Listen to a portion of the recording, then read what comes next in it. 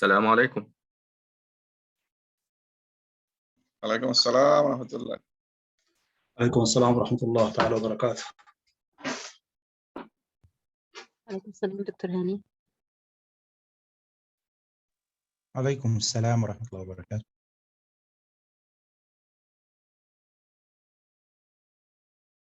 عليكم السلام. وعليكم السلام دكتور هاني. Very good morning, Dr. Hani.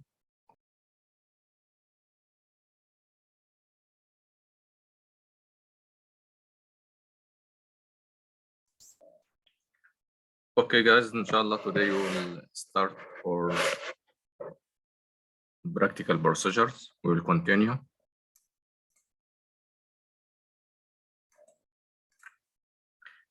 So, again, I want to emphasize on face-to-face exam because some people, they ask before regarding the structure and the format of the exam.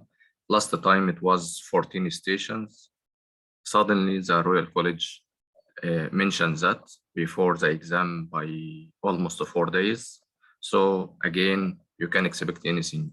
Prepare well and don't care about the structure of the exam. Even they will give you only 4 stations. Prepare well for all. Be ready for any station, okay? So the most important history taking, whatever 14 station or 18 station, it will be at least 4 stations, at least 4 or 5 stations, okay? So be concise and your attitude, very, very important in all stations, okay? So follow the same structure. Already we finished everything. We still on practical skills and the teaching. So we will continue today. Okay, here in most of procedures, not all, most of procedures, you have to talk about indications, contraindications, complications, how to prevent that and treat the complications. And here preparation, procedure, so pre and during and post. Pre, during, post. So the procedure, it means the technique, okay, equipment. Here preparation means washing hands and equipment and the PPE and everything. So procedure, the technique itself, okay. Post procedure management, so you will whatever connect to transducer or also you will dispose after the procedure, you have to dispose everything in correct way. And the post procedure advice, if the patient needs advice or admission, the disposition of the patient, what you will do with the patient, you have to inform the junior doctor or the junior nurse if teaching, and you have to inform the patient if you are talking with the patient. So documentation after everything, you have to verbalize to the examiner. I will document all details. Already we discussed stations from 1 to 8. We will continue today from 9. Defibrillator, maybe pacing, maybe ventilator.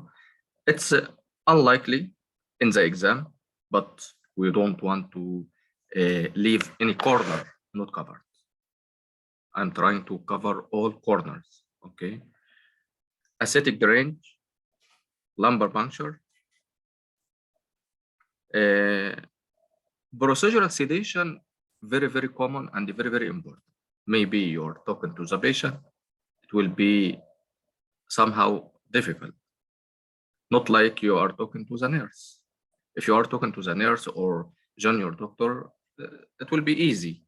For example, if you will say you will do ample, you will take ample history, you will do lemon assessment, examination, but in the with the patient, how to explain to the patient? So you have to ask the patient directly.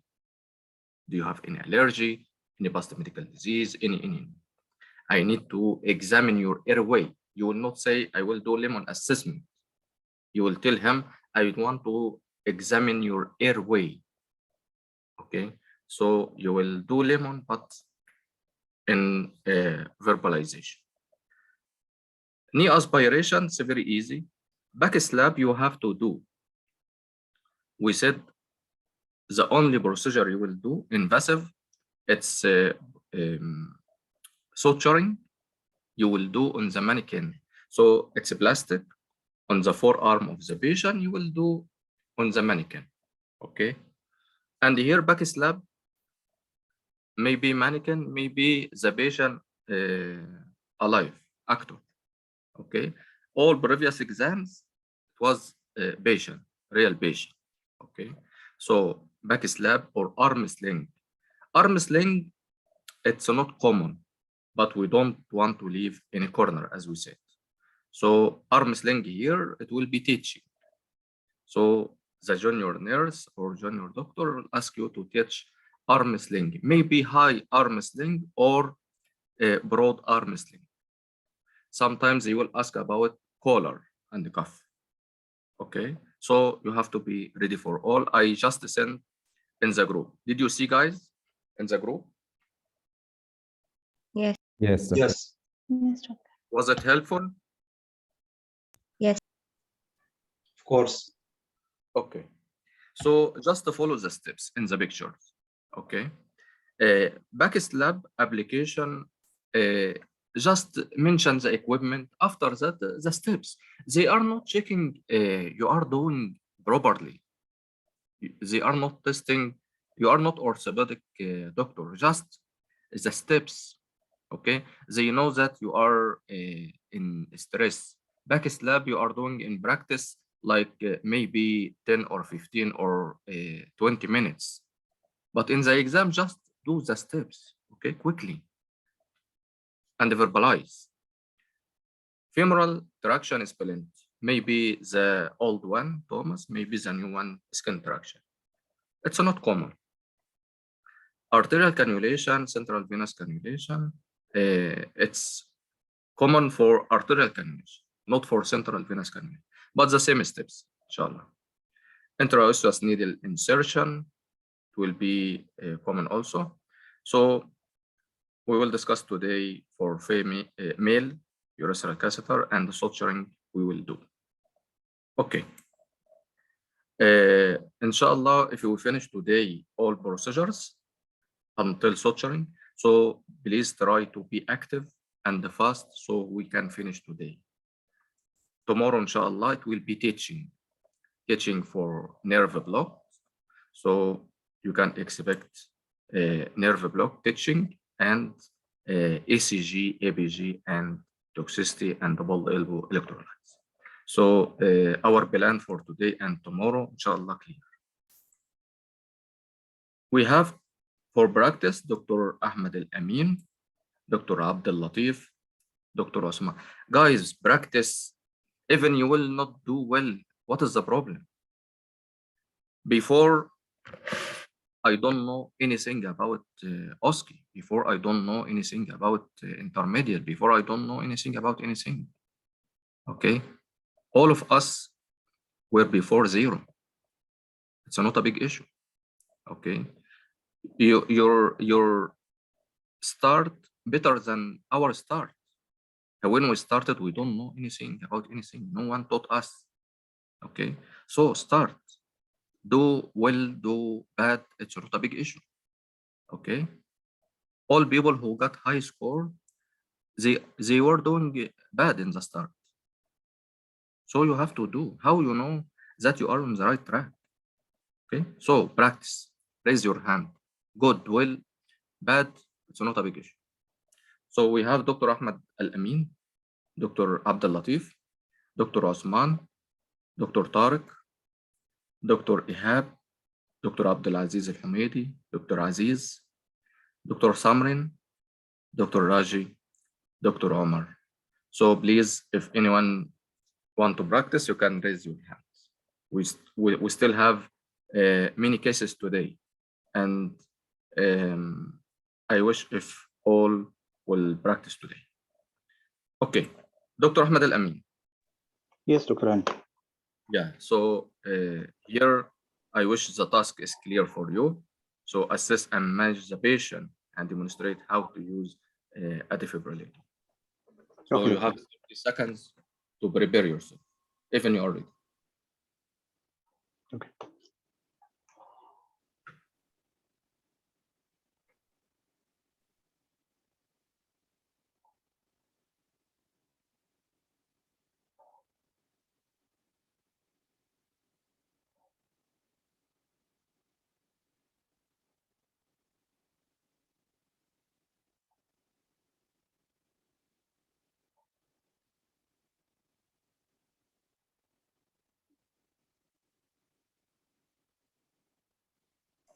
You can start.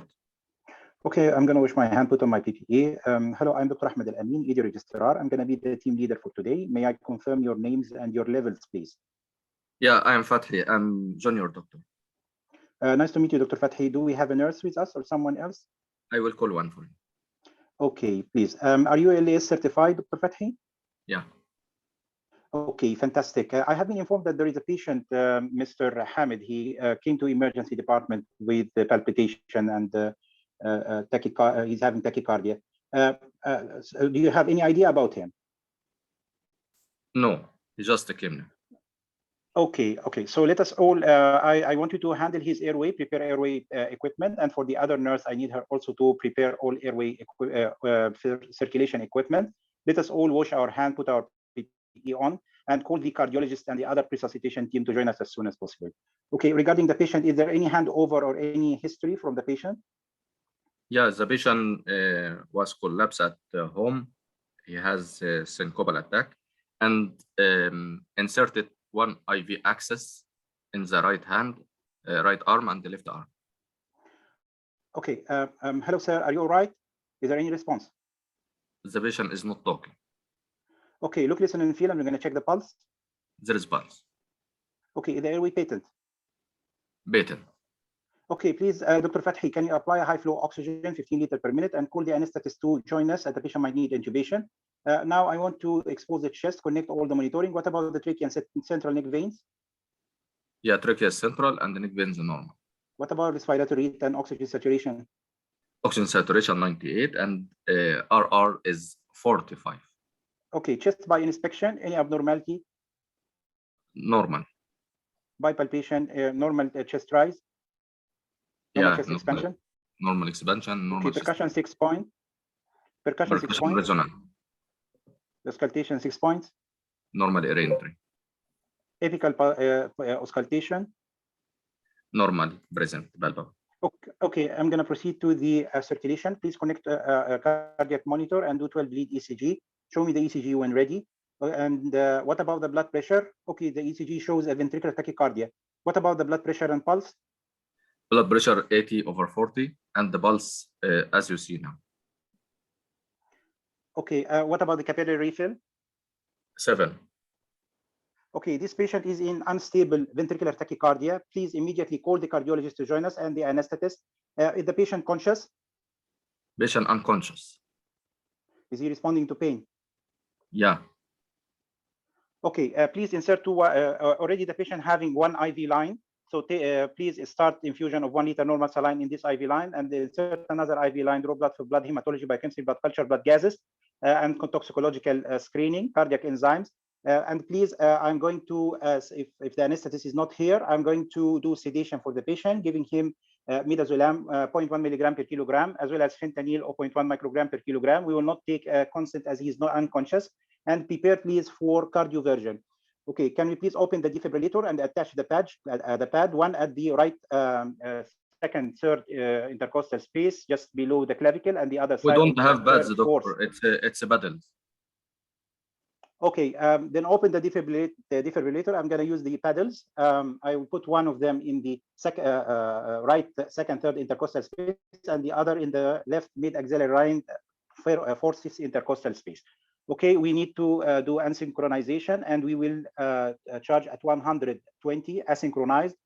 All clear, I'm clear, oxygen away. Okay, I'm going to cardiovert the patient. Okay, any change in the rhythm? Okay, still the same rhythm. What about the pulse and blood pressure? Same. Okay, we will cardiovert again at 140. All clear, I'm clear. Oxygen away. Cardiovert the patient synchronized, 140. Any change in the rhythm? Check pulse and the blood pressure, please. Same. Okay, I will cardiovert again, 150 joules, synchronized. All clear, I'm clear. Cardioversion. What about the rhythm and blood pressure? Same. Pulse and blood pressure the same. Okay, we'll start antiarrhythmic medication. Please give amiodarone 300 milligram over 10 minutes. Okay, is there any change in the pulse? Same. The rhythm is same. The pulse, no pulse. What about the pulse? Okay, the patient is arrested. Please call the other resuscitation team. Start, please, the nurse C, the chest compression, 30 compression to 2 ventilation. Push hard, push fast, allow complete chest recoil, 2 ventilation per compression, 100 to 120 compression per minute. Okay, stop for a while. I want to check the rhythm. Can I check the rhythm? Okay, what about the pulse? Already No the pulse. patient. Okay, resume chest compression, please. We'll prepare for defibrillation asynchronized, 150 joules. Okay, everyone is clear. I am clear. Defibrillation at 150 joule asynchronized. Okay, resume chest compression, 30 compressions to 2 ventilations. Okay, now I'm going to check for the H's and T's. The patient could be electrolyte. Do we have any result from the blood test we drawn? It could be electrolyte disturbance. It could be a cardiac cause, and other H's and T's, including the hypothermia, hypovolemia, toxicology, as well as the cardiac tamponade tension pneumothorax. 2 minutes passed. 2 minutes passed. Okay, stop, switch, analyze Thank rhythm. you, Dr. Ahmed. Thank you. Doctor. Okay. You are doing very well. You are controlling your time. You are controlling your tone. But you have to be more fast, and also you have to concise more. Okay. Okay. And you have to check the monitor yourself to save time. Okay. Yes, This I do, one, but the monitor is not in front of me. Yes. Okay. yeah, I show you already the ECG. So once I show you the ECG for the monitor, no need to ask. You have to expect maybe the same monitor. Okay. So after you give shock, look at the monitor. Don't ask the examiner. Don't ask the nurses. Okay. So the same VT. I want you to mention VT by name. Okay. The monitor is same VT. Can you give shock again with this time 150 and so on? Okay. You are doing very well, amazing, excellent. But I want you to be more accelerated, and also you have to be more concise. Okay. So yeah, here regarding 4H and 4T, don't verbalize 4H and 4T until the patient on CPR. So here, once you discover you give already shock, okay, and after that you discovered no pulse, right? So first thing, please, nurse C, start CPR. 32-2, and give instruction for nurse C, give instruction for nurse A. No need to say stop for a while, because already the patient in arrest and VT, right? Yes, yes. Yes, I was asking actually about, I was going to ask you about this. If you want to, if we need to stop for a while, if the patient is not already, if the patient stop is for a while. connected. Stop for a while if the examiner told you you are checking, for example, C. You are checking C, and he said the patient is not responding. He surprised you, and you don't know anything about the rhythm. For example, he said patient is not responding. So at that time, look, listen, and feel. No pulse. So no monitor yet. So please start the CPR, and. If the monitor is on, stop for a while to check the monitor. Okay. So it will be clear. But already you give shock to the patient. He was with pulse, and then you check the rhythm. It's VT. After that, you check the pulse. There is no pulse. It means it's a shockable rhythm, right? So no need to tell them stop for a while to check that. Anyway, also this is the same also, Dr. Hani. This is the same also for pacing. Like for example, if I'm doing a pacing for the patient and after electrical capturing, I check the pulse. There is no pulse. Will I consider this a pulseless electrical activity, or I should? Yes. From the beginning, I don't need to, after calling for chest compression, to check for the monitor again. No need. Okay. So thank you. Yeah, well done. Here, you started CPR for 2 minutes. You have to mention for 2 minutes. Okay, and I will consider for H and for T's. If you feel the station is long, no need to go deep in 4H, 4Ts. It's not very important. You will lose the station if you will go deep in 4H, 4T. The patient, you give shock 3 times. It's a long station or short station? Long stations. Long station. If the examiner, you give 1 shock and the patient, the rhythm change, it means he doesn't want to prolong the station. So no worries if you go deep in 4H, 4T. But if you feel the station is long, try to concise. I want you guys to be intelligent. If you feel something wrong, try to concise. Okay? So I will consider 4H, 4Ts. The most likely cause here is what? Mostly cardiac cause, because he has cardiomyopathy. You can say cardiac cause. What I need 4H, 4Ts. What in 4H, what in 4Ts? Thrombosis. Maybe thrombosis. Okay. So here 4H, 4Ts. I don't want to invent other cause. They said 4H, 4Ts. What inside 4H? What inside 4T? This is my point. Is it toxin? Is it hypovolemia? Is it hypoxia? Is it? And so on. Okay. So cardiac cause here, what inside the cardiac cause? So maybe thrombosis. The patient has palpitation. Why? The patient has arrest. Why? Something maybe thrombus here until proven otherwise. You can say cardiac cause, most likely maybe thrombus. Okay. So anyway, okay. Yeah.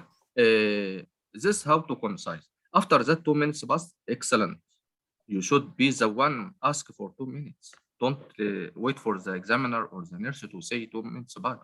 You are the team leader. You have to be alert. Okay. 2 minutes passed. Yes. Stop, switch, check the rhythm and the pulse. There is rhythm. Okay. What about the pulse? This pulse, excellent, guy. So I want you to reach everything, even the station is very long. Amazing, Dr. Ahmed. Well done. But I want you to be more amazing. Okay. Dr. Hani, one question. Yeah.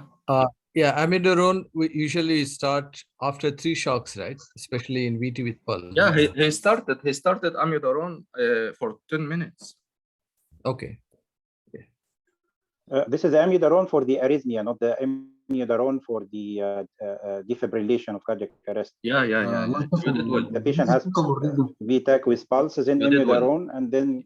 Yeah, you mentioned amiodarone when the patient was refractory for synchronized cardioversion and they still have pulse. Okay. Yeah. So here, don't say 10 to 20 minutes. You have to be clear with the nurse. Only 10 minutes. Don't say 10 to 20. She will be confused. 10 or 20. Okay. So you have to be clear with her. Okay. Well done. Dr. Hani, if the patient is arrested and refractory for 3 shock, we will go to amiodarone with adrenaline or amiodarone alone? Adrenaline in one hand, we are talking about arrest.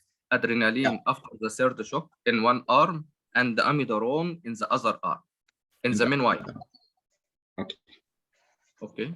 After finish giving adrenaline first. Adrenaline is the most important. After that, amiodarone in the other arm. Okay. Yeah, Dr. Hani, I have also one question. Sorry for Yeah. If I start the shock by 150 joule immediately, then I give the maximum joule for synchronized cardioversion. I can give amidaron immediately, or I need to wait until refractory for non-checkable for non-checkable reason.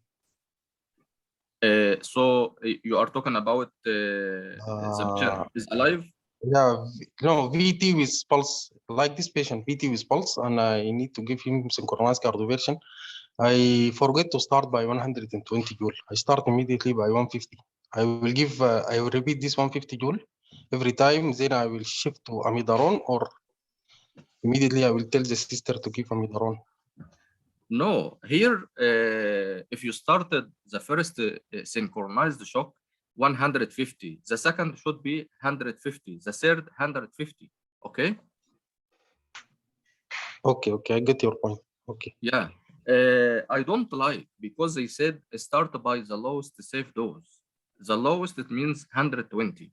After that, titrate. So 120, also you can go for 140, after that 150, and so on. Okay. Yeah.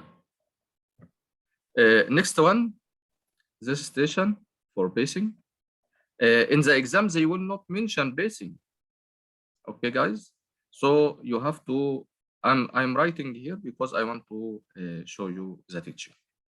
Okay, Dr. Abdul Latif. Yes. 30 seconds. Even you are ready.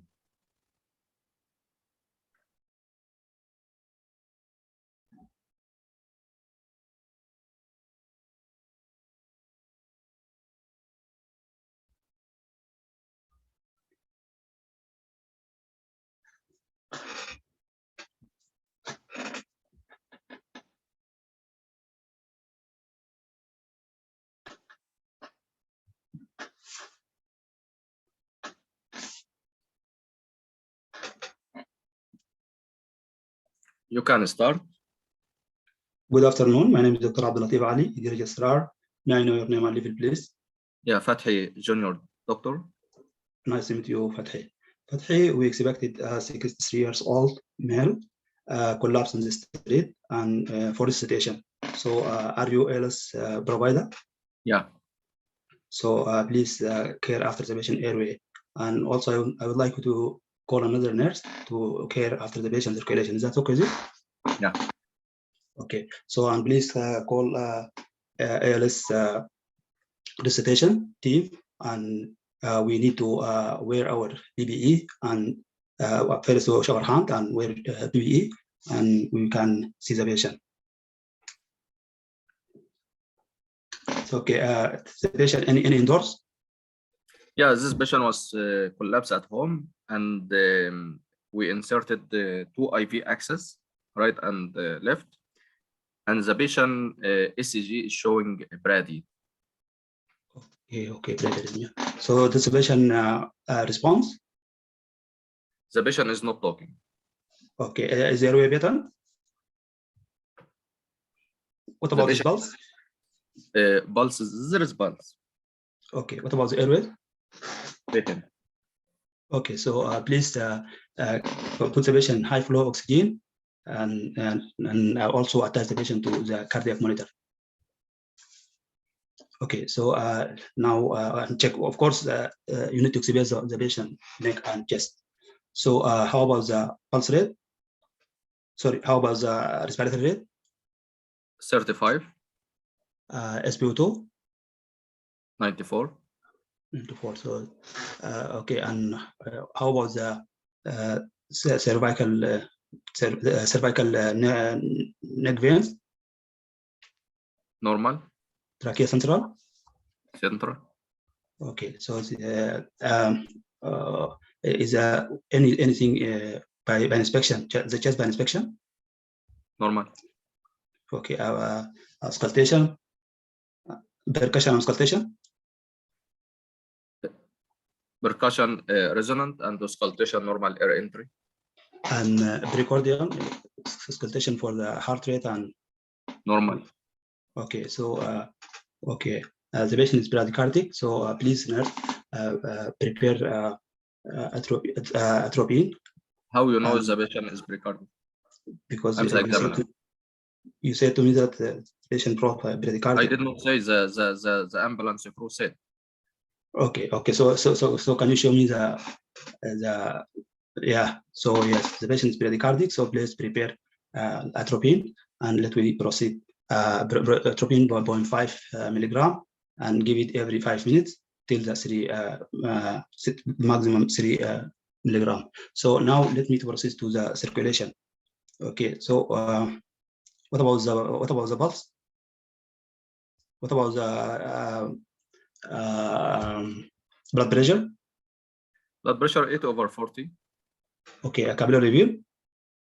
Capillary refill is 7. So okay, and okay, please give the patient.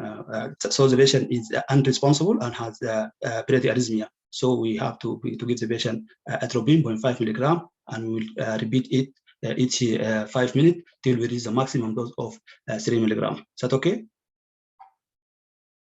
How about the patient rhythm after that? Still the patient bradycardic? Is there any pulse?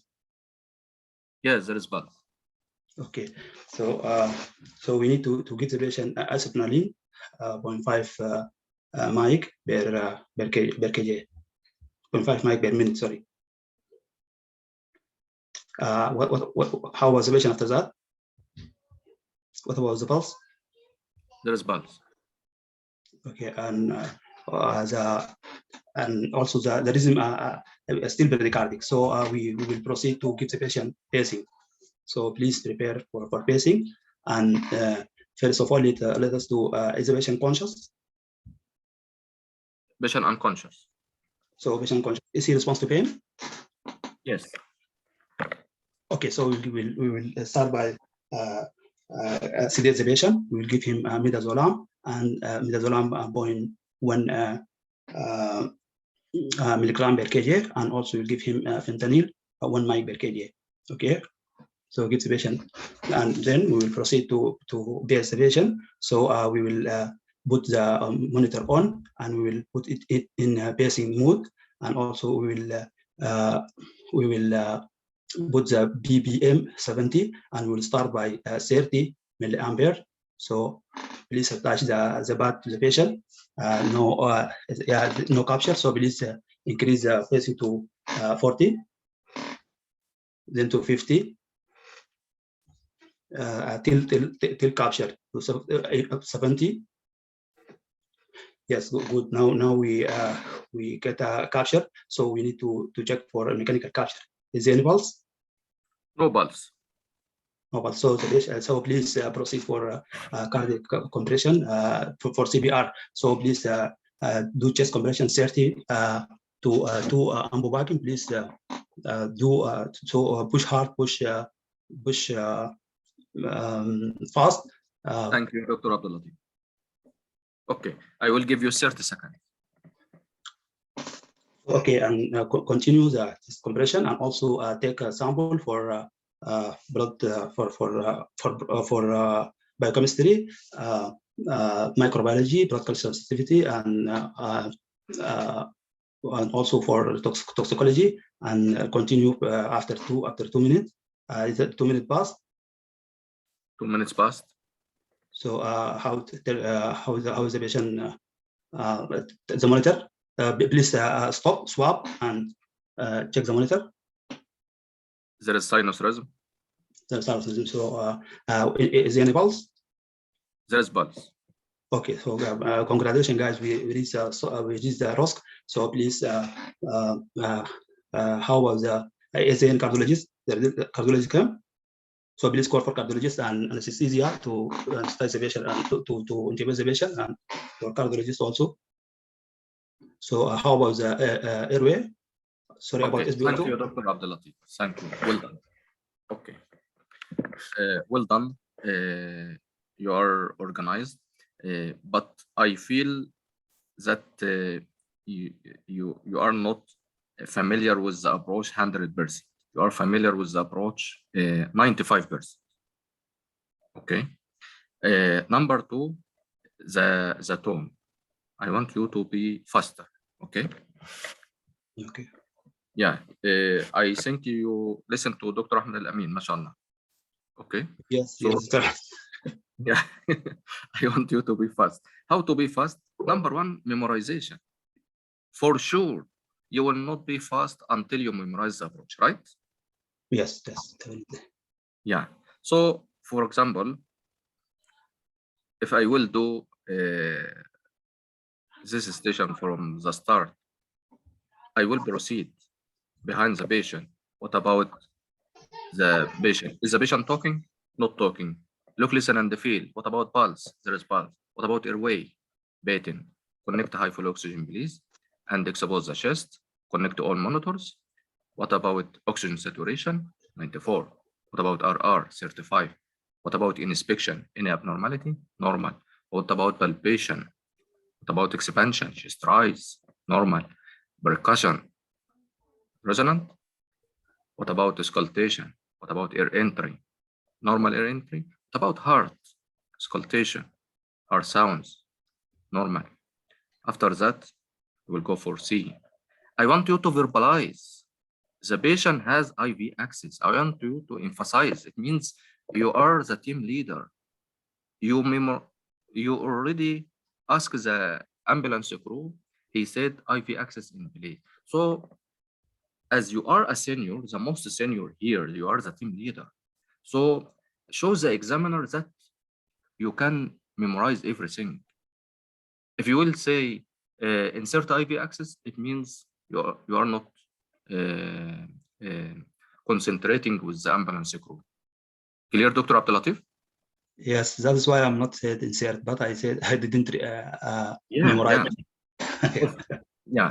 So show the examiner that you are professional. Already IV access in place. If he said one IV access, you can show the examiner there is one IV access in the left arm, insert another IV access in the other arm. Extract blood for hematology, biochemistry, blood culture, and toxicology screen.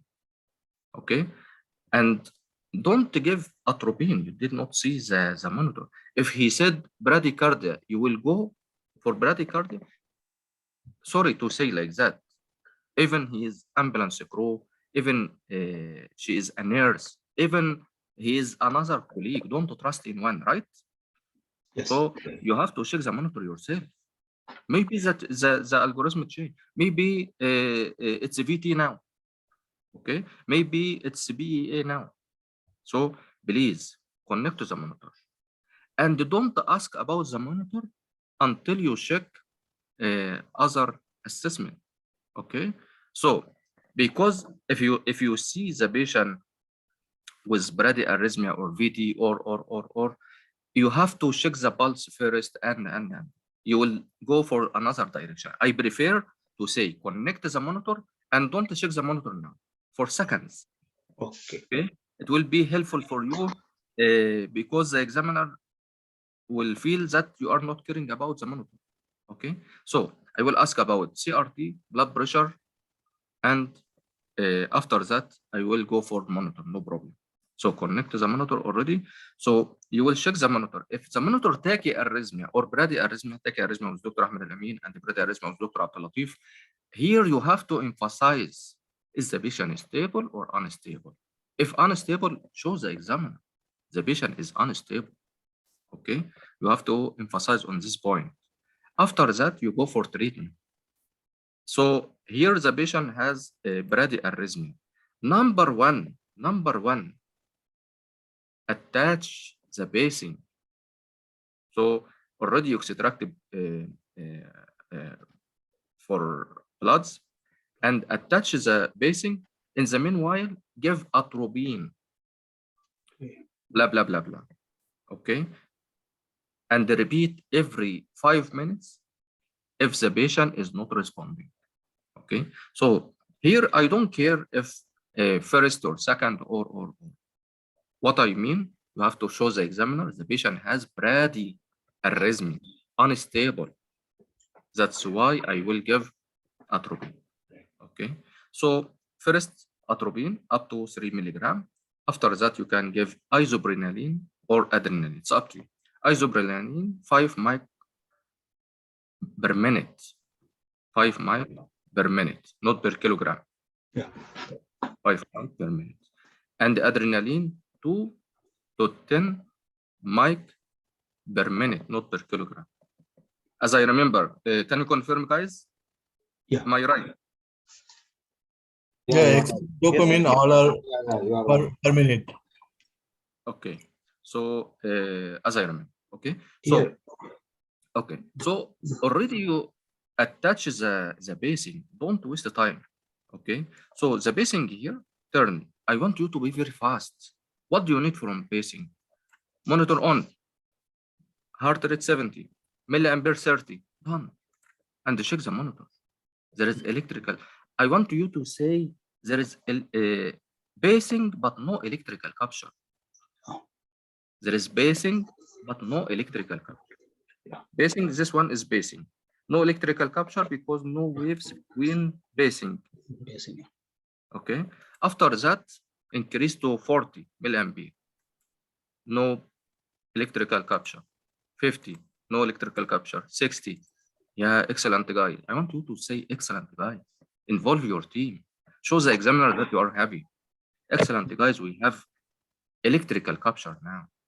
What about mechanical capture? What about the pulse? There is no pulse.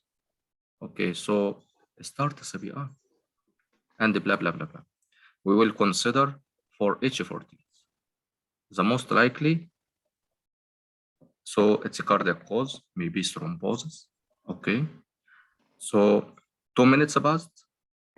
Yes, check the rhythm. There is sinus rhythm, and the pulse. There is pulse. Excellent, guys. We have ROSC. So I want to hand over the patient to ICU team and the cardiologist. He's not answering. The examiner not answering. You can continue. What about airway? What about oxygen saturation, blood pressure, and blah, blah. Okay, so clear now, Dr. Abdelatif. Yes, Dr. Han, it's clear. Yeah, but Dr. Han, even I'm not mentioned the basing bats or anything or still. Yeah, you have to emphasize on the pads. So here, regarding the pads, you will put one on the anterior, one on the lateral. So anterior here, it will be where? Anterior, yeah, in the right side. The right side just below the second, at the second and Below third the right intercostal clavicle. space. Below the Yeah, right below the right clavicle. I want you to be always preparing phrasing. Okay. And concise. Below the right clavicle, done. Okay. The other one behind at the axilla. The apex. Okay. The apex Done. of the heart. Okay. Okay. Yeah. Done. Always prepare notes for yourself. What I will say here. How I will save time here. Clear? Yes. Yeah. This is how to get 10 out of 10. Okay. You have to do work with yourself first. If you will work on yourself, number 2, memorization of your notes, okay? After that, practice with us. After that, practice with your colleagues. This is how to go for high score. Clear? Okay. Yeah. Yeah. Next one, Dr. Tarek. Yes. How are you? Fine. Okay, the next station for you.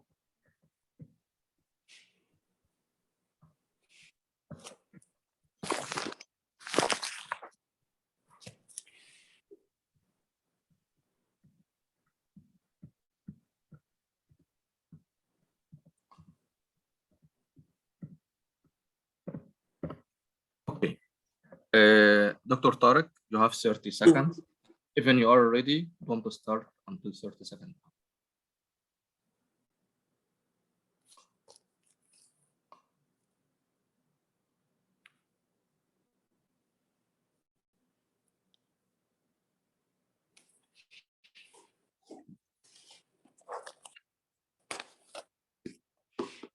Start.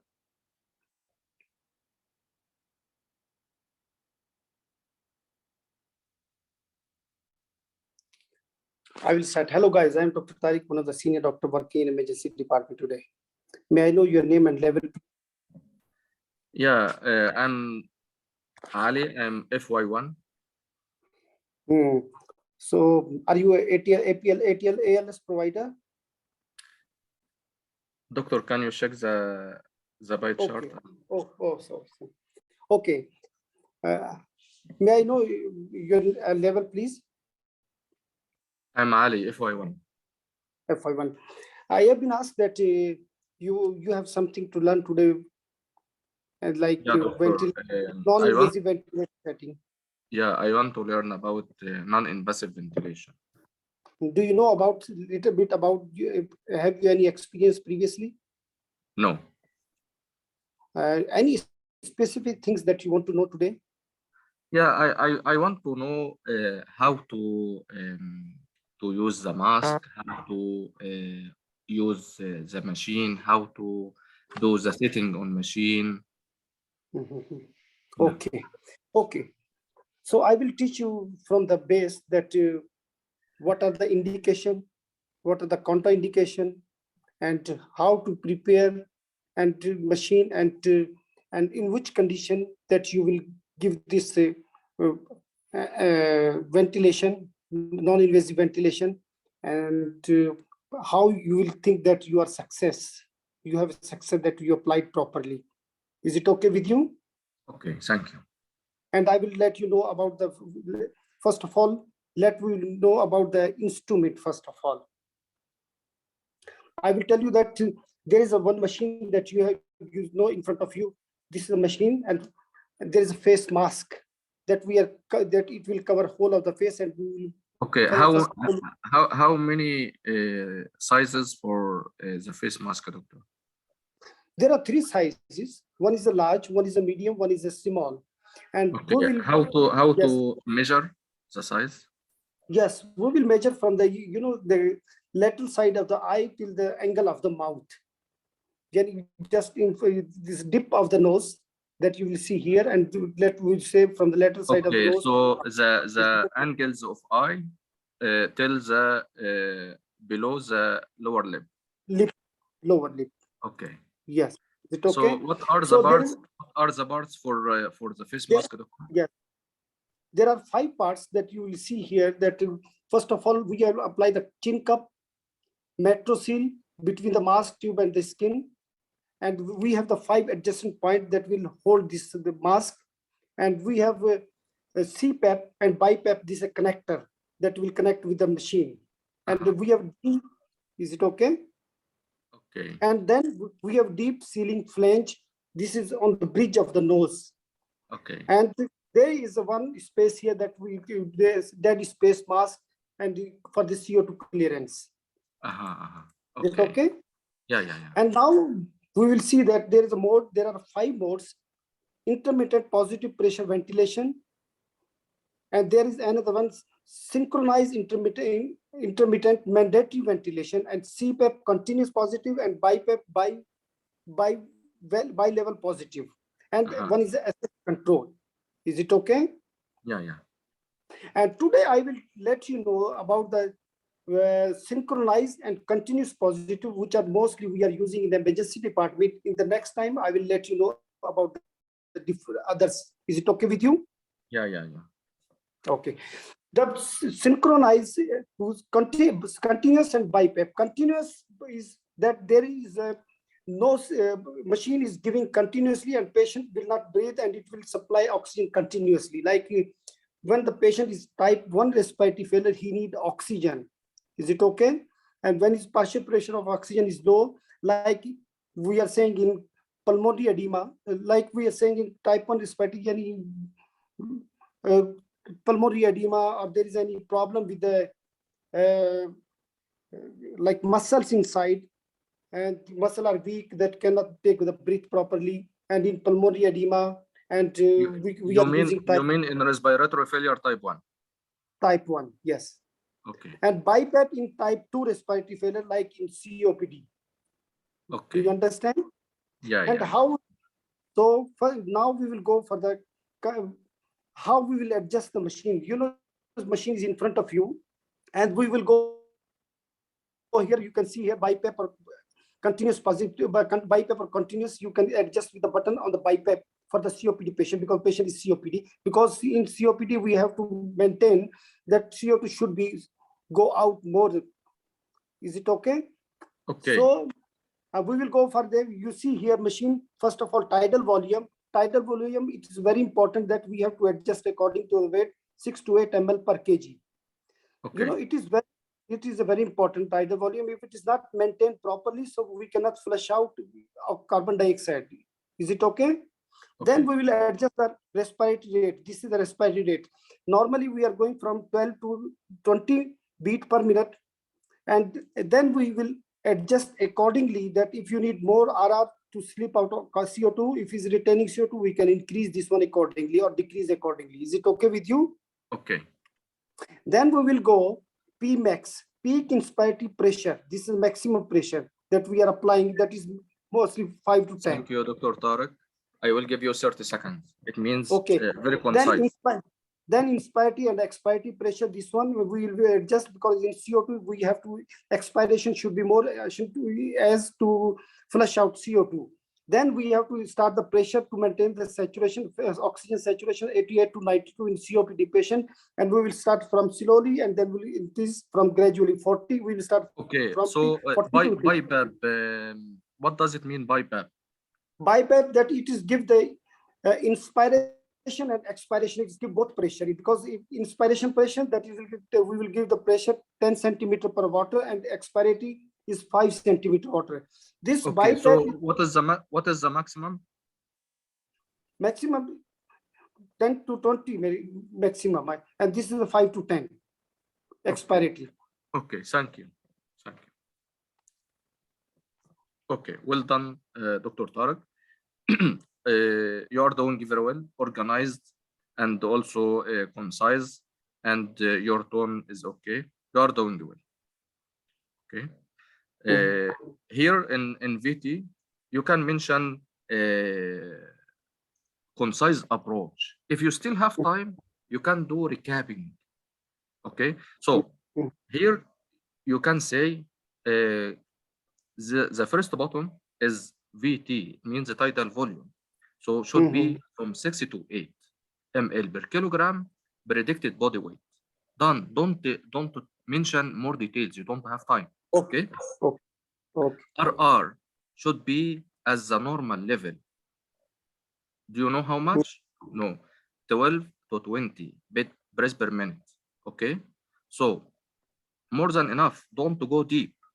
For example, if you still have 1 minute, you can do recapping. Okay. So you can go now. For example, you finished everything. You explained everything.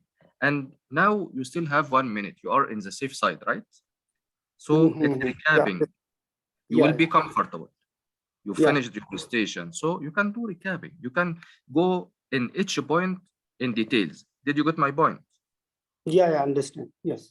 Yeah. So don't go in every point in details. You will not finish all. But if you still have time, you can go. So I want you guys to mention the highlights.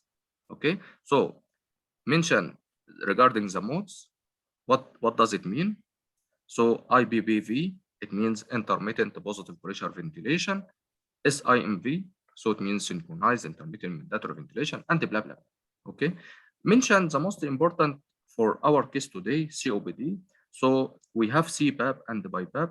CPAP, what does it mean? BiPAP, what does it mean? This one for what? This one for what? And here, if the patient is not responding to medical treatment, you have to emphasize on that. Respiratory failure type 2, the first line, it's not non-invasive. The first line is medical treatment. But if the patient has respiratory, this button, and you will choose IPAP for inspiratory, EPAP for expiratory, this one 10, this one 5, and you can increase 2 to 3 or 2 to 4 according to the ABG. Okay, the maximum will be 20, and here again, if you finish, you can go for detail. For example, VT.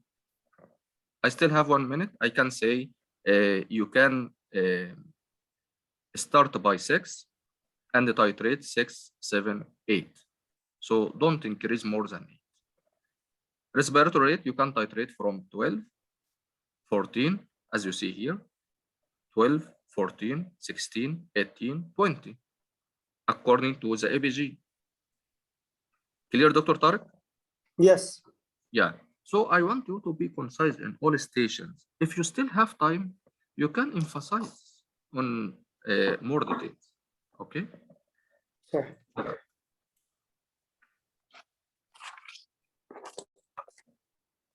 So here, unlikely to be with the patient, and also you can expect other machine.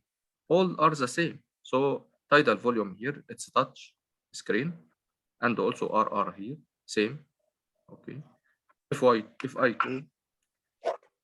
I oxygen, so inspired oxygen, you have to start by 100. Start by 100. This is the opposite. RR and the tidal volume, you start by the lowest. So tidal volume start by 6 and titrate to 8. RR start by 12, titrate to 20. If I oxygen start by 100 and titrate to 21. Why 21? Because the lowest is 21, the air, the atmosphere is 21. The patient is using 21. Okay. So we finished Dr. this class. Just a question. If there is a second machine in the station, there is no mode button. Is it enough to just mention from BiPAP? Again, please, if the there is no machine, buttons for SIME, IPPF, etc. So is it enough just to mention from BiPAP? yeah, you mean if the machine you don't have These mode, buttons. you have to Yes. comment on them. You have to comment on them. I have At to least mention. Yeah, Okay, we have perfect. yeah we have 5 modes. 1, 2, 3, 4, 5. Okay, so you can mention them. Today Okay, thank you. welcome. Today I will tell you about CPAP and the BiPAP, and next time I will tell you other modes. Done. Okay. Yeah. Okay. So next one, guys.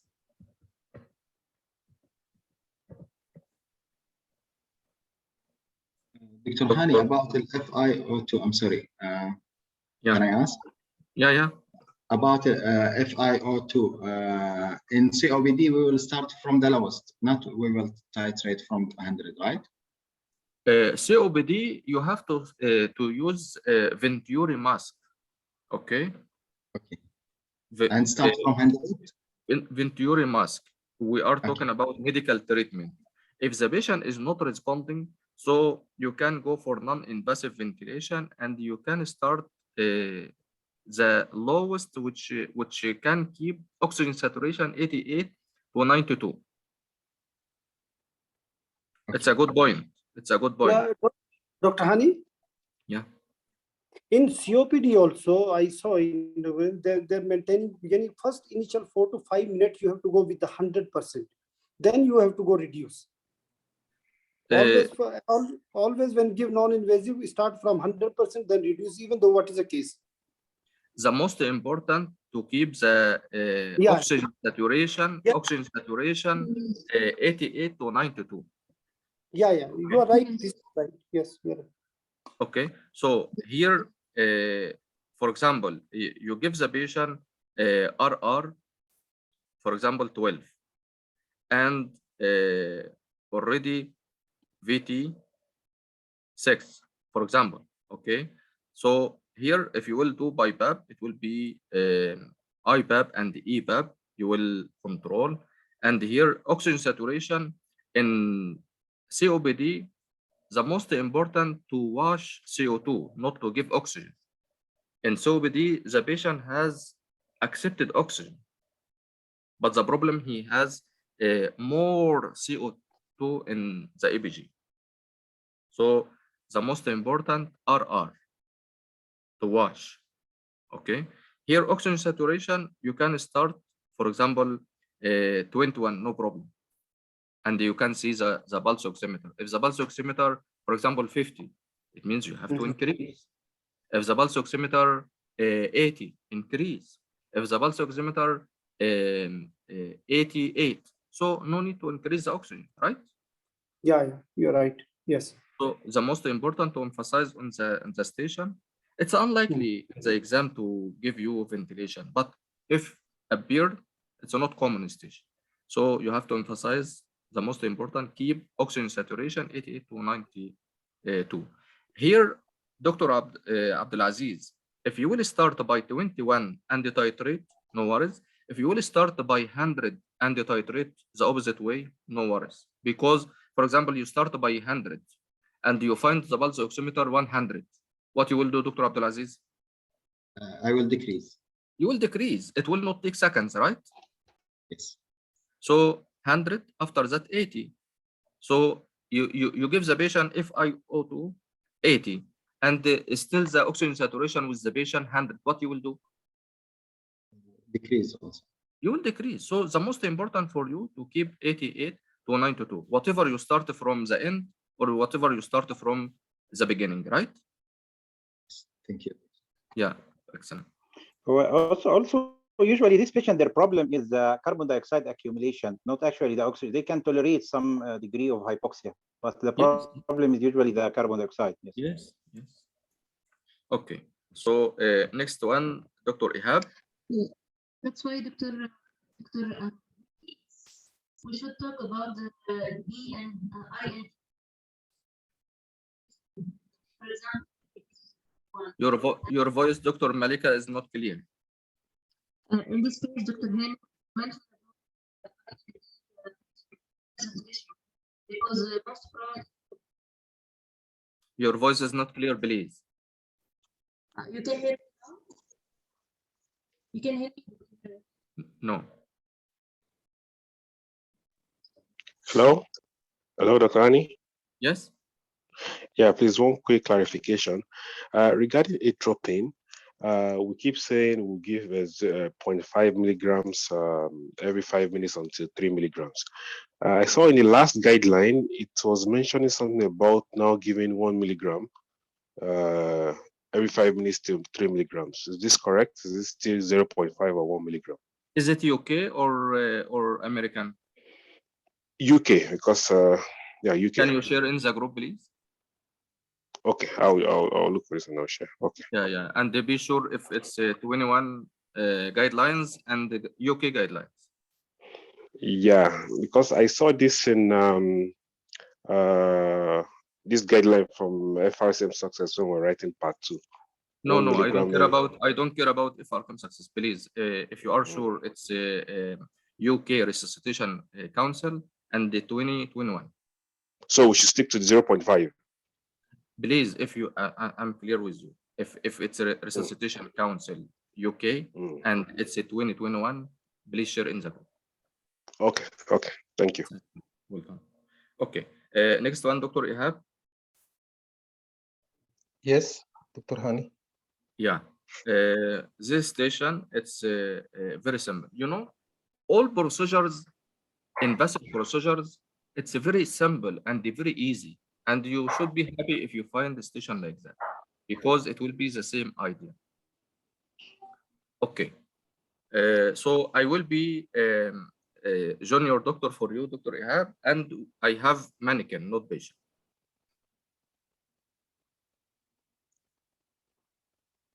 Okay, can I start? Yes, you can start.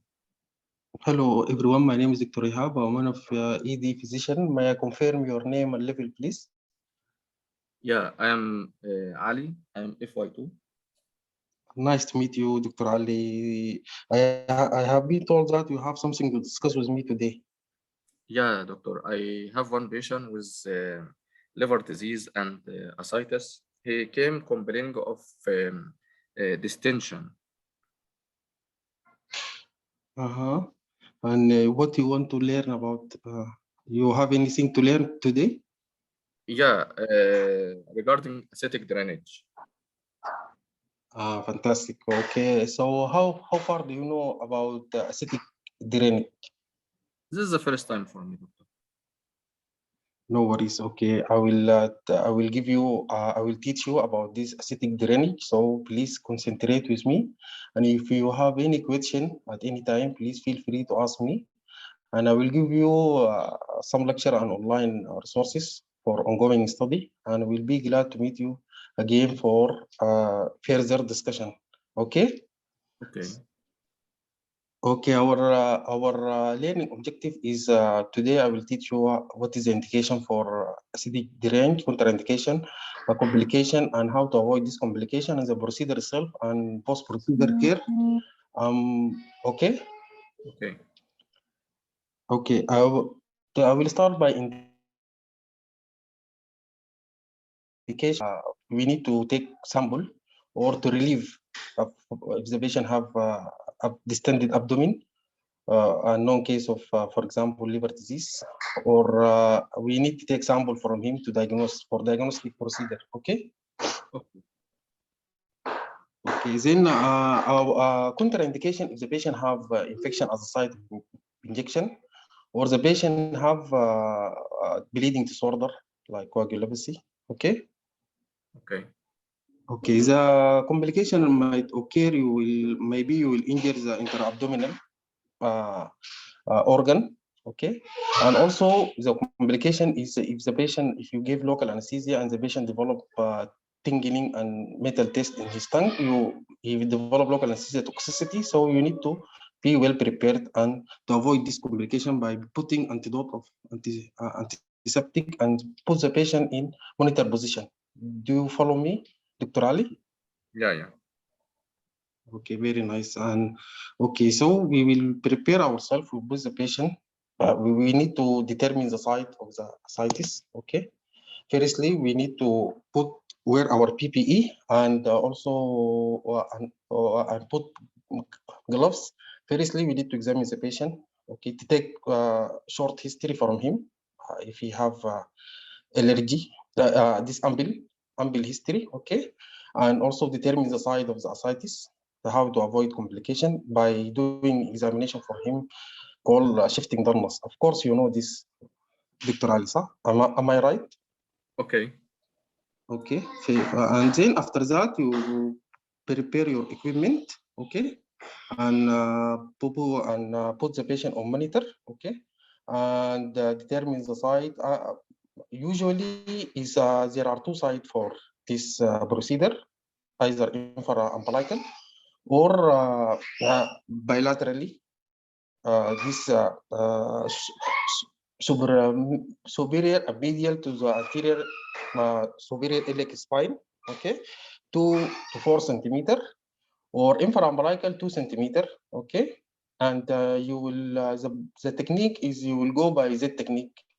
You will go perpendicular to the skin, and then when you reach the subcutaneous tissue, go inside. Okay. Okay, this is called Z technique to minimize the injury to interabdominal, and also you can use ultrasound guidance. Okay. Do you have it? Are you following me? Yeah. Okay. And after that, you need to dispose all the equipment you have used and also document it all in the ER. Okay. And you need of course, you need to teach you need to take full consent and full explain to the patient the procedure. Okay, from the start, you need to explain it full complication and everything. And after that, to take from him verbal and written consent. This is mandatory. Okay. Do you have any question, Dr. Ali? Yeah. Okay. How we do the procedure? Okay, as I told you, you prepare your equipment. Okay, this needle and container drainage and the bag and also the searing. You use the 25 searing, gauge searing. Okay, and then you will insert it. You will choose this supremedial side. Okay, to 4 centimeter from the anterior superior iliac spine, and you will do by Z technique. Okay. And after that, you will bring the drainage container. Firstly, you will apply this local anesthesia as that site. Okay. Then after that, you will put you will aspirate for the fluid. Okay. And after that, if you confirm this is ascites, then take a sample and send it to lab. Thank you, Dr. Ian. Okay. amazing, but here you stuck in the procedure itself, right? This is, So- I forget to ask about the patient and where is he? This is my, I get confused. Okay, so here we mention any procedure, you have to comment on indication, contraindication, complication, how to avoid complication. After that, preparation. So preparation, you will talk about equipment, wash hands, and wear PPE, and all these things. And the preparation here, you have to prepare also for ultrasound, right? And after that, the procedure. The procedure itself, you talk already about the landmark. So no need to talk too much. We have two landmarks. One is in the right or left iliac fossa. It will be 2 to 4 centimeter superomedial to anterior suprailiac spine. The other one can be 2 to 3 centimeter below the membrane. So it's better to say 2 centimeter here and here to finish everything. Okay, guided by ultrasound, and you have to examine the patient before and after the procedure for shifting done. It's not your task for examination, right? They will not ask you how to do shifting dance. Clear, Dr. Ihab? Yes, clear. I'm following you. Yeah. So here already you prepared everything. So the technique, you did not mention the technique. The technique in all procedure, in all invasive procedures, what you will do? Clean the area, right? Yeah, aseptic technique, yes. Yeah, I am waiting for you to start the technique. Now you have to complete the technique. You did not finish your technique, the procedure itself. During the procedure, you did not manage that well. And after the procedure, did you go for after the procedure, post procedure? No, post procedure No, no. manage. Post procedure advice. What is the disposition of the patient, and also documentation, right? Yes, yes. Yeah. So here, clean the area. After that, you have to comment on the equipment for sure. After that, you have to mention regarding the procedure itself. So here you have to cover with drapes, expose only the landmarks, and guided by ultrasound. You will infiltrate local anesthesia and wait for it to work. Prepare intralipid in case of toxicity for local anesthesia. It's not our task here for local anesthesia. Even you will not mention exactly how much, but I prefer if you have time to mention the maximum dose. Okay, so here you will insert with Z technique. Okay, so if you still have time, you can go deep for Z technique. What is the important for you, Dr. Ihab? You will talk in details about Z technique, and you don't reach the end, or you will concise highlights and reach the end. Reach the end, of course. This is my point. So Yes, you can tell him cleaning, infiltrating local anesthesia with maximum dose, 3 milligram. Is that clear? Yeah. So no need to waste the time by asking the actor many questions. You can ask, is that clear? Did you understand? Every 2 or 3 information. Okay, guys. So after infiltrating maximum dose 3 milligram, you can wait for it to work for numbness. After that, you can insert by Z technique guided by ultrasound, and then you can aspirate. Okay, you can connect to tubing, connect to syringe, and connect to 3-way, and also you can connect to bags. So here, how many bags until the patient will be responding, improvement of symptoms? You have to emphasize on that. and also you have to send for what? Okay. Okay. For investigation like LDH protein and also gram stain. You can fix that in any fluid aspiration, whatever fluid. How many bag, Burhani, how many bag until the patient will respond? I don't know this. It depends. It depends on the patient. Maybe the patient, you will aspirate one bag, he is responding. No need to aspirate more. Okay. So yeah, and you have to replace. With albumin. We mentioned that before. So the most important, and check vital signs. At any time the patient became unstable, stop. For example, don't start the procedure until he is stable. So his blood pressure is normal, you can go for the procedure. At any time the blood pressure will go down, stop the procedure and give fluid and give what? Albumin. Is that clear? Yes. Because this procedure, it can cause hypotension. Yes, Okay? clear. Yeah. So send the fluid, whatever acidic fluid, whatever pleural effusion, whatever joint effusion, you have to send to laboratory for gram stain, culture sensitivity, also for LDH for protein, also for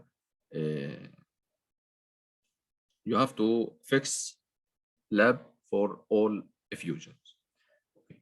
So here, after you finish, you have to dispose all equipment, the needles and sharp pen, and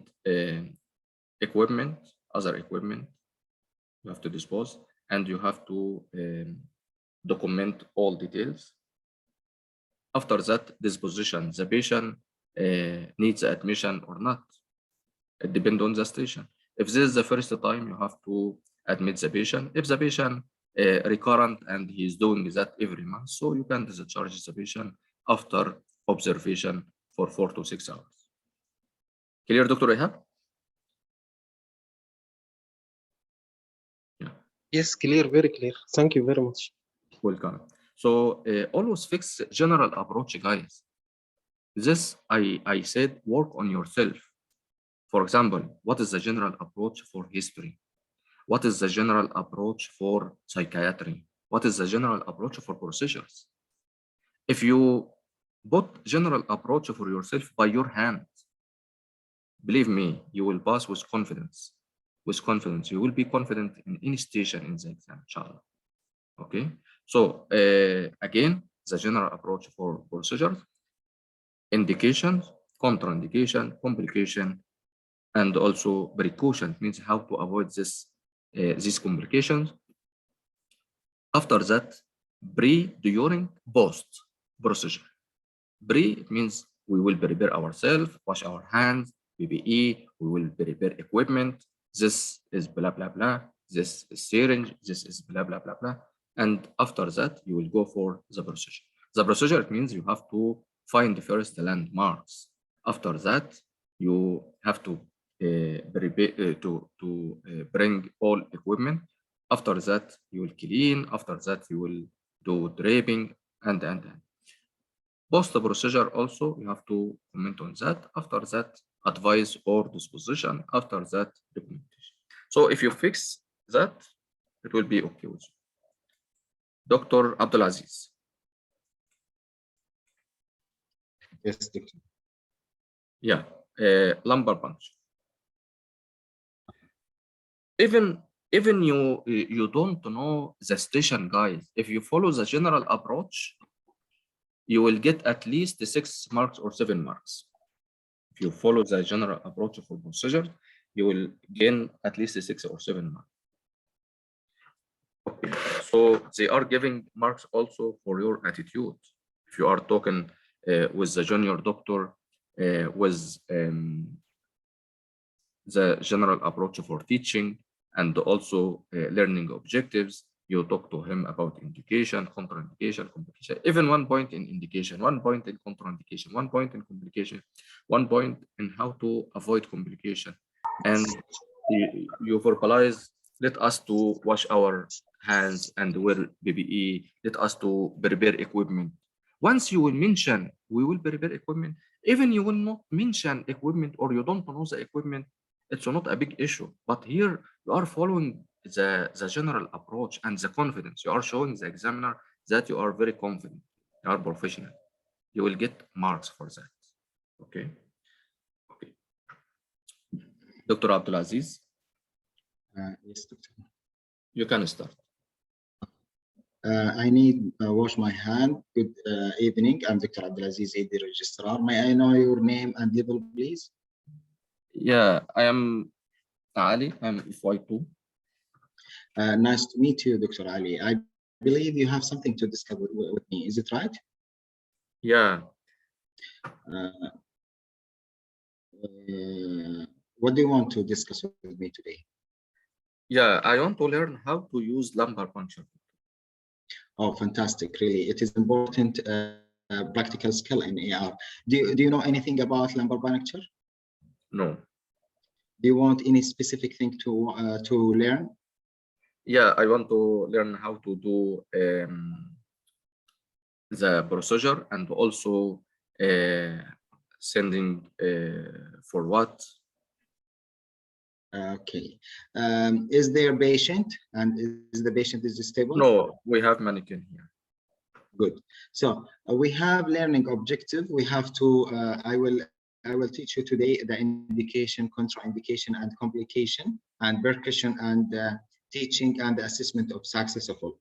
At the end, I will give you some video and website to guide you to teach more about lumbar puncture.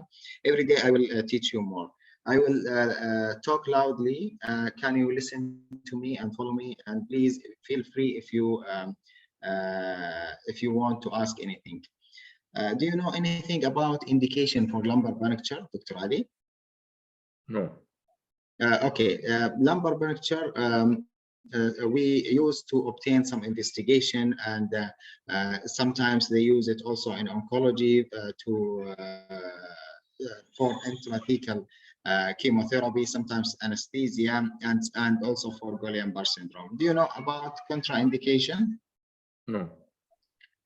Yeah, Dr. Ali, we avoid to do lumbar puncture if there is infection like cellulitis, or if there is any coagulopathy causing bleeding, or if suspected increased intracranial pressure. That's why we do CT before the lumbar puncture. And if the patient GCS is low. Do you know any complication about the lumbar puncture? Okay. If the complication can cause infection and reach to the brain, like brain covering like meningitis or epidural abscess, if there is and can cause hematoma inside or damage to the spinal cord or spinal nerves.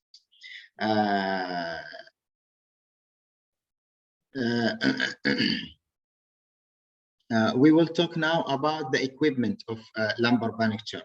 Do you know the equipment of lumbar puncture? No.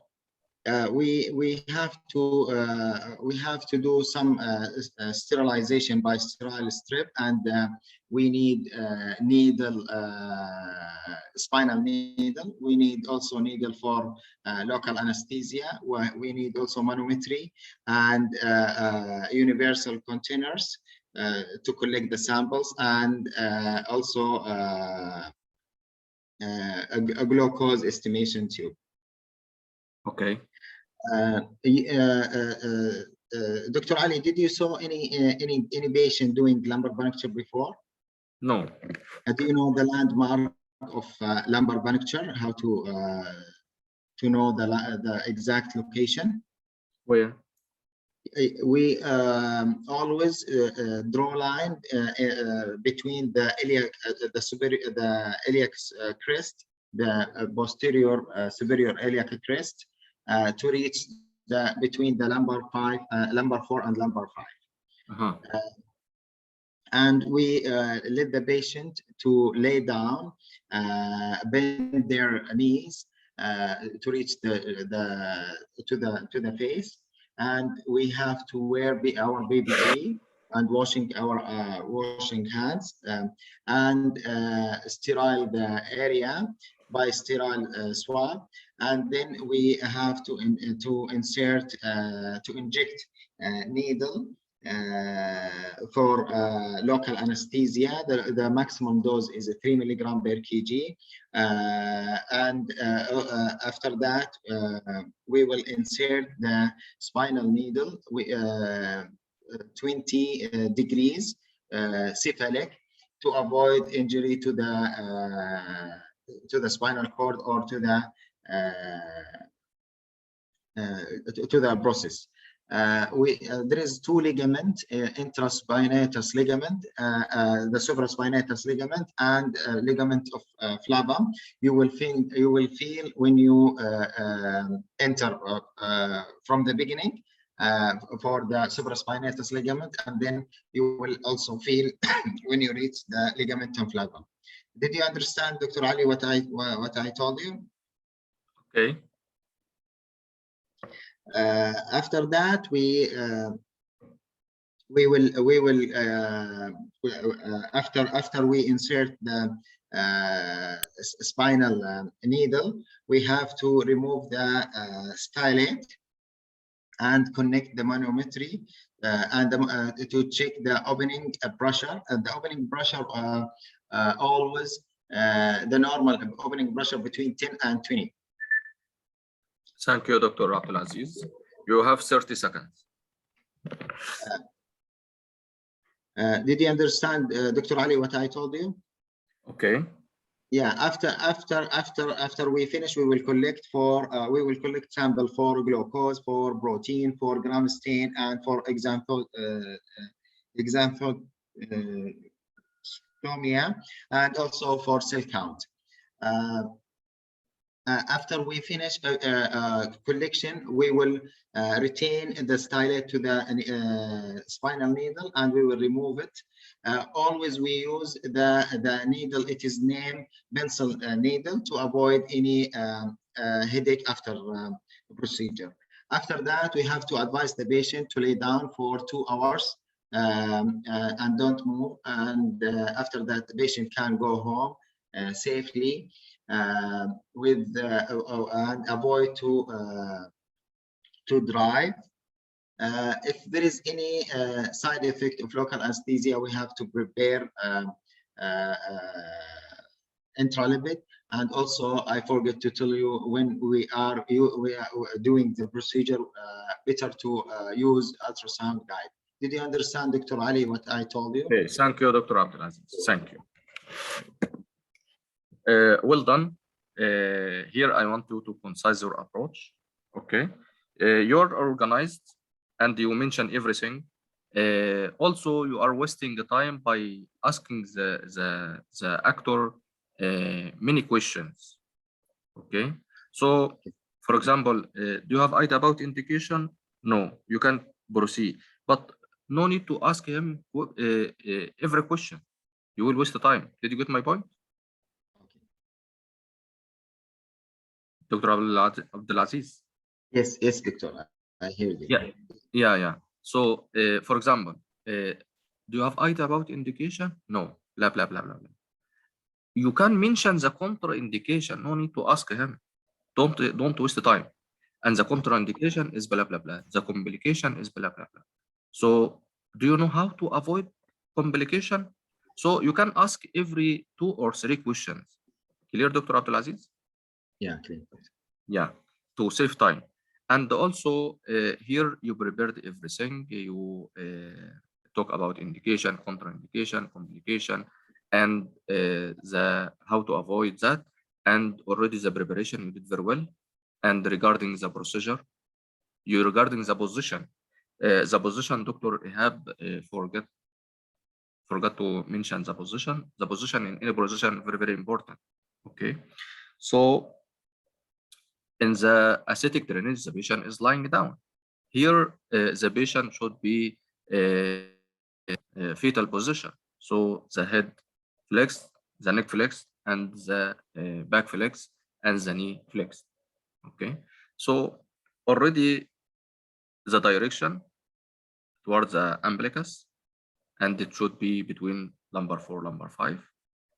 So you have to check the line. It will be which line, Dr. Abdulaziz? Number 4, as you said. Yeah, lumbar 4 and 5, the line between the iliac crest. Okay, so here you have to emphasize on 2 bobs. So it should be below the lumbar, in the midline between number 4 and the number 5. Already you did very well in this point.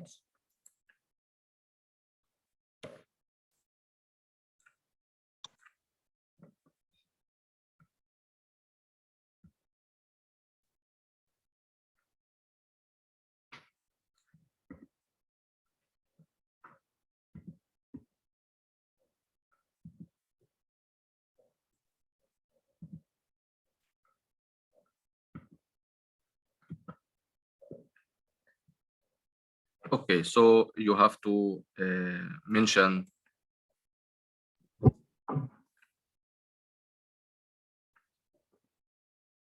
guys, can you hear me clearly?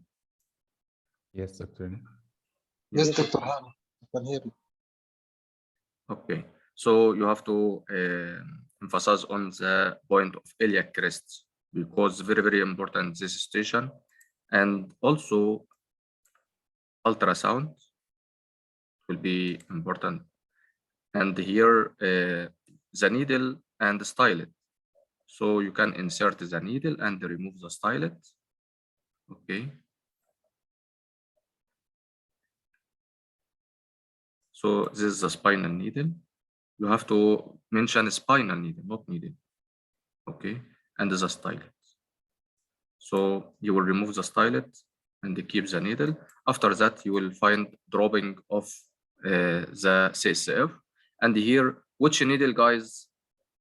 Which type of needle? Pencil point. Yeah. So you have to emphasize on that because you want to prevent post-procedure headache. And here you will connect it to manometer. It will be in the same side, in the same level, sorry. It will be in the same level. Okay. So the normal pressure, how much, Dr. Abdulaziz, as you said? 10 to 20. Okay. So here you have to mention also the drops. We are taking how many times? 5 times. So each time 8 drops. Okay. So 8 drops for glucose, 8 drops for microscopy, 8 drops for biochemistry, for protein, 8 drops for gram stain, microbiology, 8 drops for exanthochromia. But this one should be covered with what? Brown envelope. Covered Brown from the envelope. light. Yes. Okay. So already you have to emphasize on that, Dr. Abdulaziz. The patient already positioned. After that, cleaning. After that, covering by drapes. So the same approach for all procedures. After that, you will insert the needle. After that, remove the stylet. After that, you can take the drops. So advise, we finish the procedure. So advise the patient will be lying down for 2 to 4 hours. After that, you will clean. After that, you will do dressing. Okay. So the same procedure. Well done, Dr. Abdulaziz. Okay. Next one, Dr. Aziz. Yes, Dr. Yeah. We will do procedural sedation and the shoulder reduction technique. It's easy to talk with the junior doctor, but here I will make it difficult for you. I will be the patient, okay?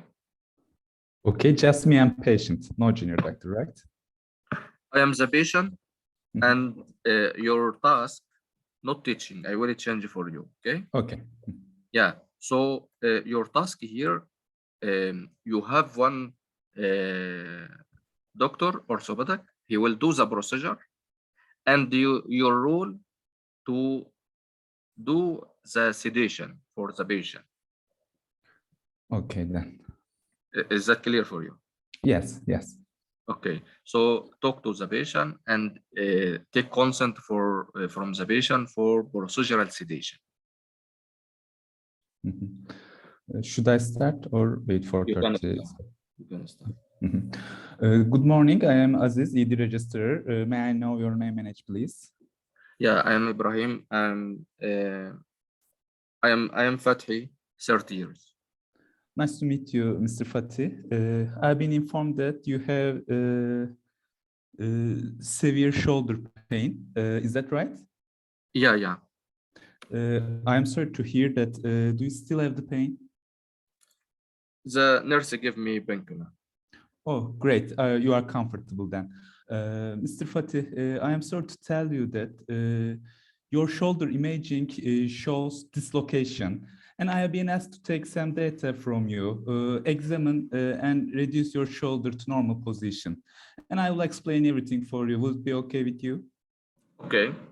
Have you experienced this procedure before? No. No. Okay, then don't worry.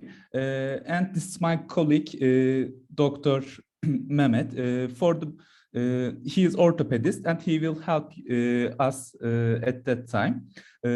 Would you mind if a nurse attend with us? Okay. I need to check the vital signs. So, do you have any allergy? No. Are you taking any prescribed medicine? No. Do you have any current or past medical disease or surgery? No. No. When did the last attend drink?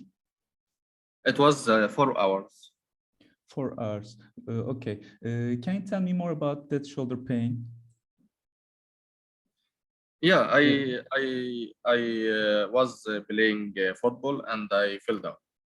You fell down. Okay then. What do you think regarding your symptom? What's your concern? What do you expect from us? I don't know. Okay, then don't worry. We will take care of you. Mr. Fatih, I need to examine your shoulder, which will involve look, feel, and move. Would it be okay with you? Okay. I will examine especially your pulses, distal pulses, and your nerve, which is called axilla at the shoulder badge area. And I will explain the procedure to you. Mr. Fatih, your nerves and vessels are okay, and we need to reduce your shoulder to normal position. The procedure can be painful, and it needs sedation into your vein, and you'll be awake and maintain your airway and breaths on your own. Now, the procedure has some contraindication, but according to your data, you don't have them. And there can be some complications like pain, airway or breathing problems, failure of the procedure. But don't worry, we are a very professional team and we will take care of you. And we will avoid any complication. And you'll be in monitored room.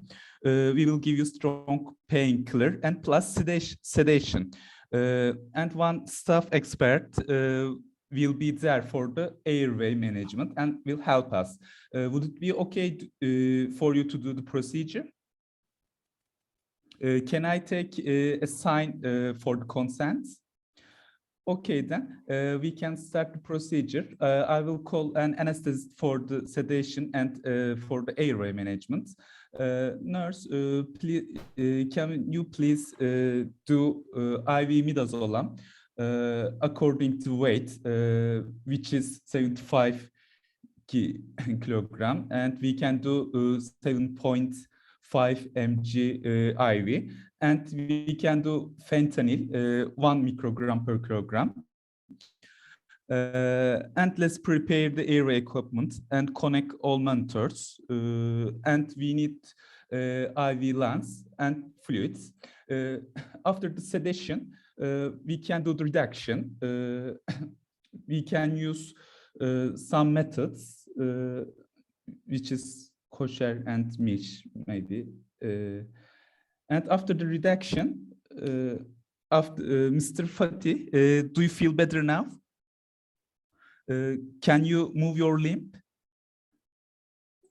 I need to repeat the examination and the X-ray, and we will observe you, Mr. Fatih, in monitoring in the recovery room.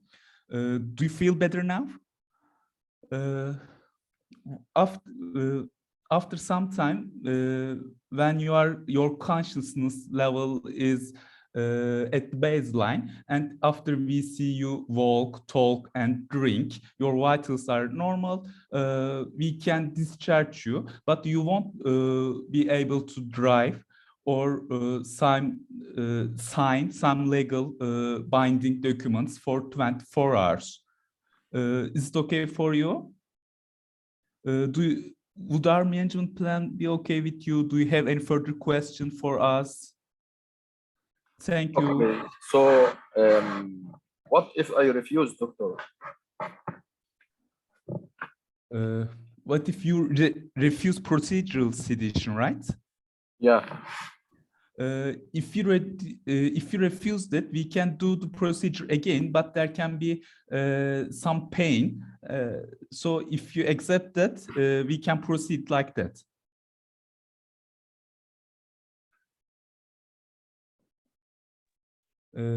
Is it okay for you? Will you accept the procedure now? Okay, thank you, Dr. Aziz. What do you think? I think I need to interact with the patient more. What do you think about the station? What do you think about the station? Do you feel comfortable? No, I'm not feeling comfortable. Okay. Okay. What is your comment? I need to interact with the patient more. I think so. Did you explain the procedure to the patient? I just didn't explain the reduction techniques detailedly. Maybe I could do that, but I did the procedural sedation. Did you ask for X-ray?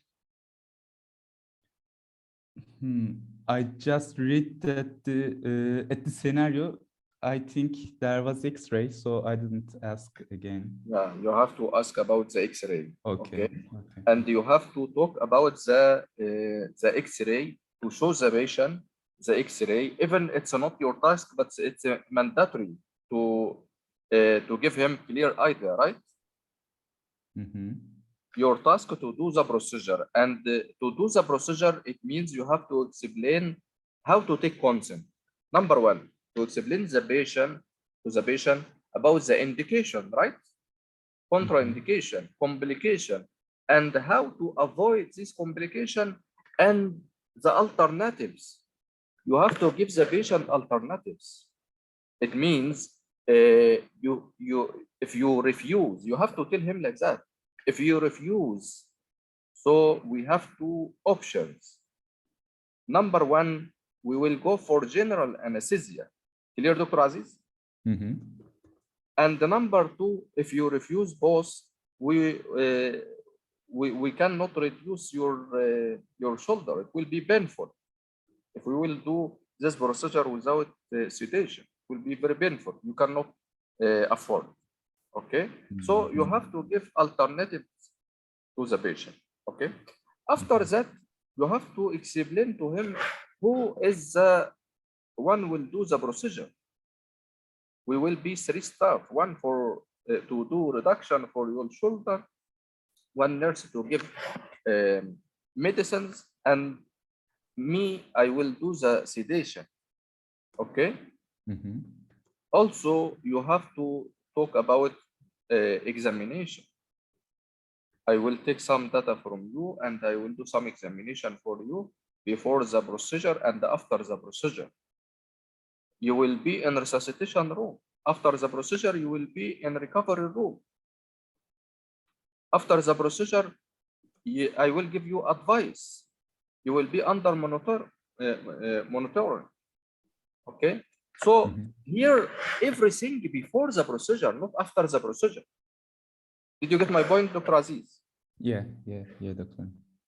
Don't go for the procedure at all. Don't do anything. Don't ask the nurse to give any medication. Your role here to explain everything before and during and after the procedure, before taking the consent from the patient. I wish it's clear. Okay? Yes, Dr. Taking my notes. Is that clear for you? Yes, Dr. I will explain everything and I won't do anything, right? Just explanation. Just explanation, and in the end he will give you the consent. Your task to take the consent, not to do the procedure. Okay, I misunderstood the station. Okay, so you have to explain everything. You have to explain to him why you are coming here. I am Dr. Aziz. I am the most senior doctor, and I have been asked to do sedation for you because you have shoulder problem. Okay, of course, after introduction, after you finish introduction, I am Dr. Aziz. I am the most senior doctor here. May I know your name and age, please? Blah blah blah blah. Nice to meet you. Are you comfortable? You have any pain? Okay. Would you mind if a nurse attends us? It's okay. So I have been informed that you have shoulder problem, right? Yeah. From the start, any X-ray for the patient? Yes. So you will check X-ray with the patient. This is your X-ray for your shoulder. Would you like me to show you? Yeah. There's the head of the shoulder, the head of the arm bone is outside from the normal place. And we need to replace this part here. Is that clear for you? Yeah. This is very painful. And they need sedation, need medicine to sedate. Okay. So I am here to take consent from you regarding this procedure. I will explain everything. So you have to be very clear with the patient. You have to be very clear with the examiner. He will understand that you are professional. You came here for blah, blah, blah, blah. Okay? Don't surprise the patient.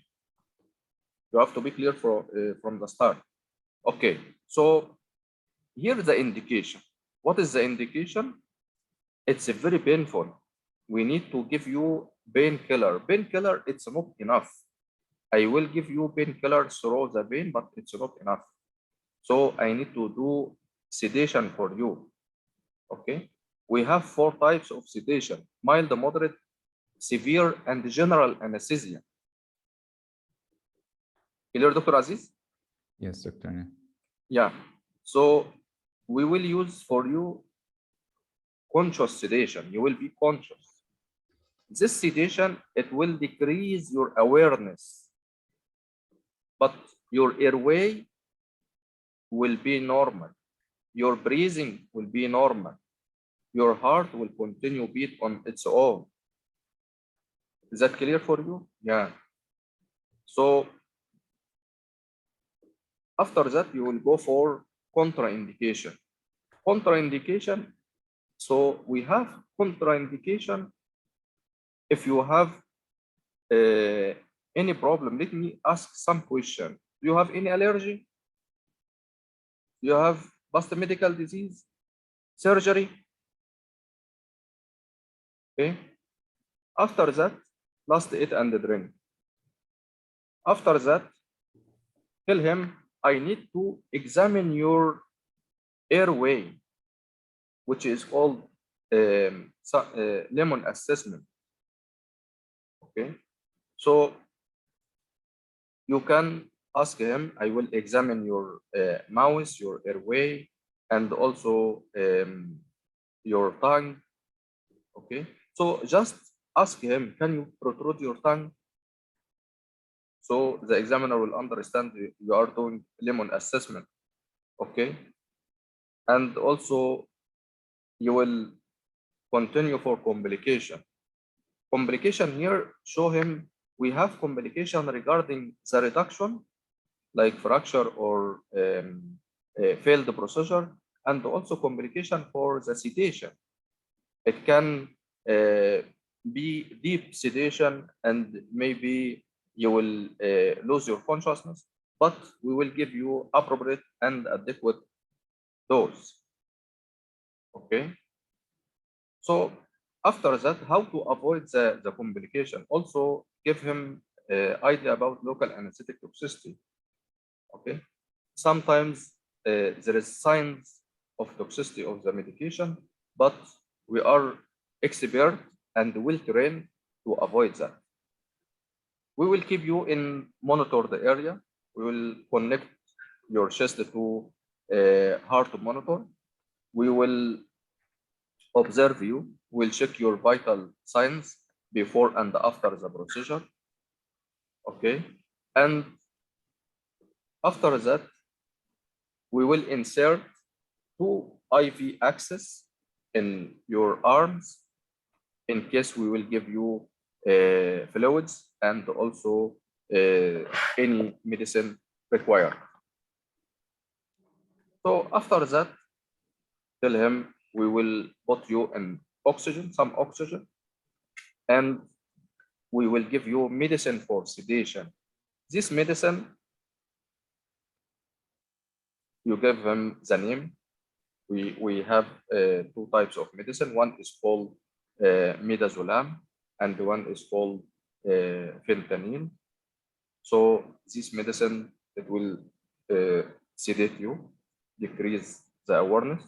Okay. After that, you can explain to him the procedure itself. So preparation, you can tell him we will prepare our equipment, we will wash our hands, and we will wear personal protective equipment.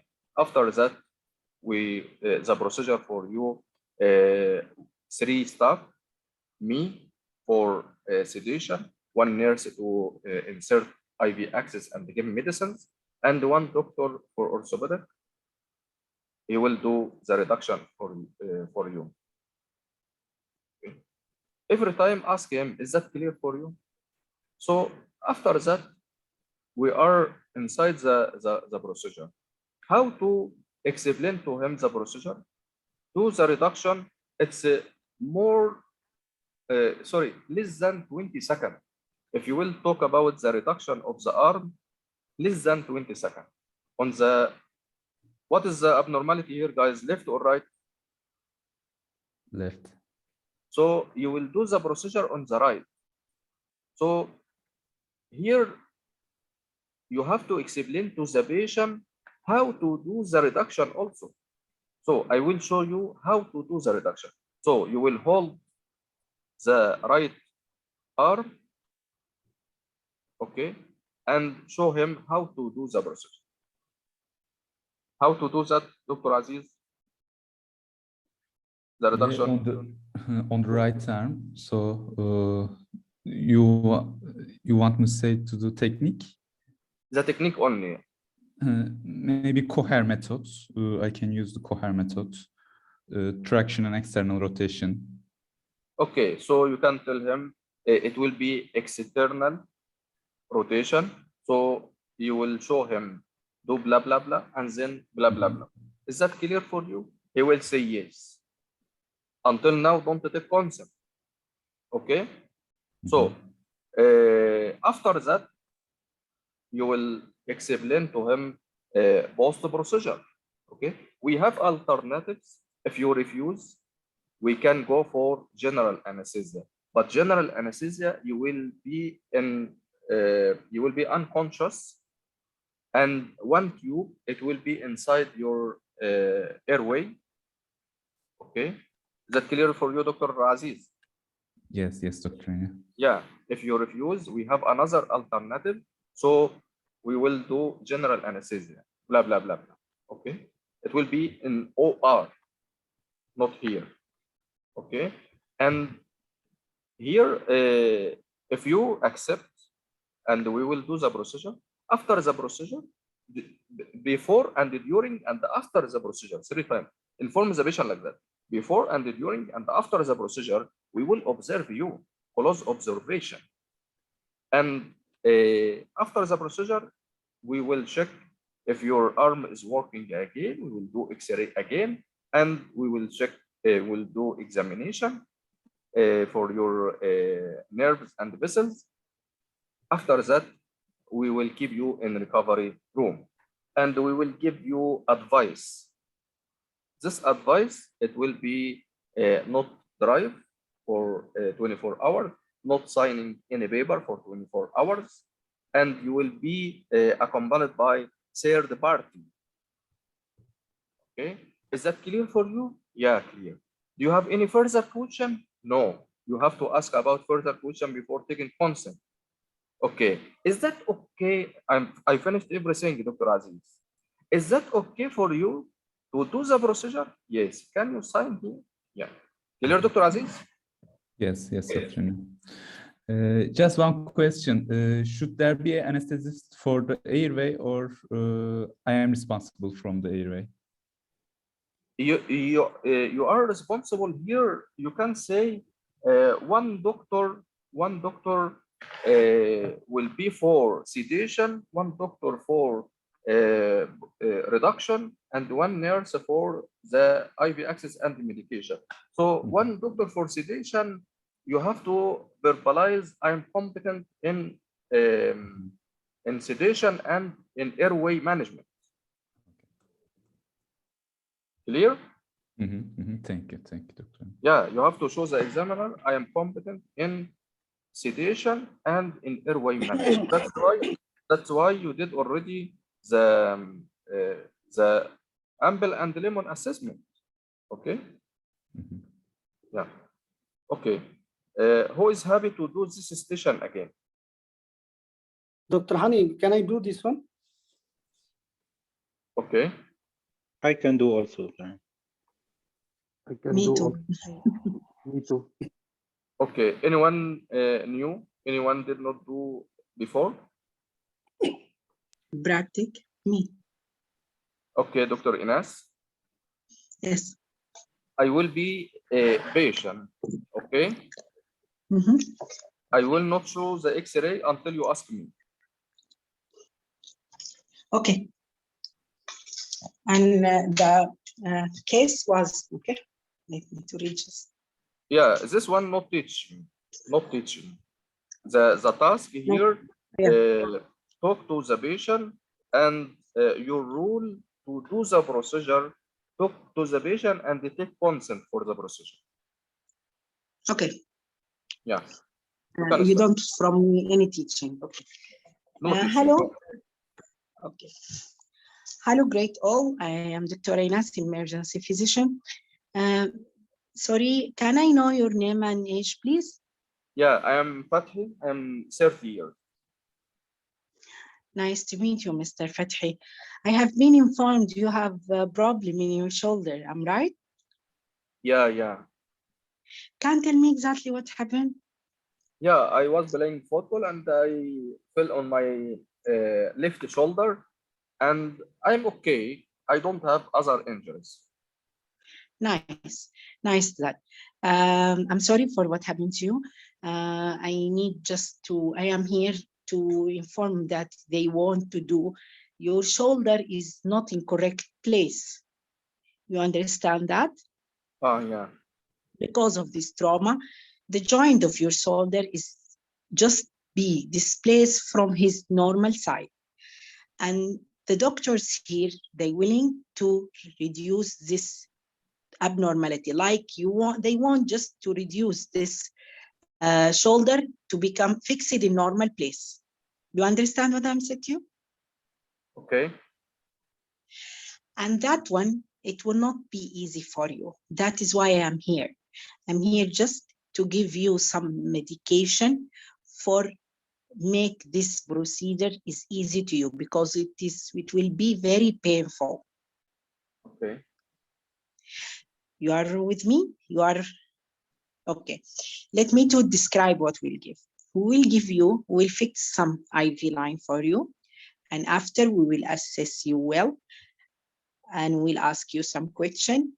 Can answer me, please, if you have any allergy before? No.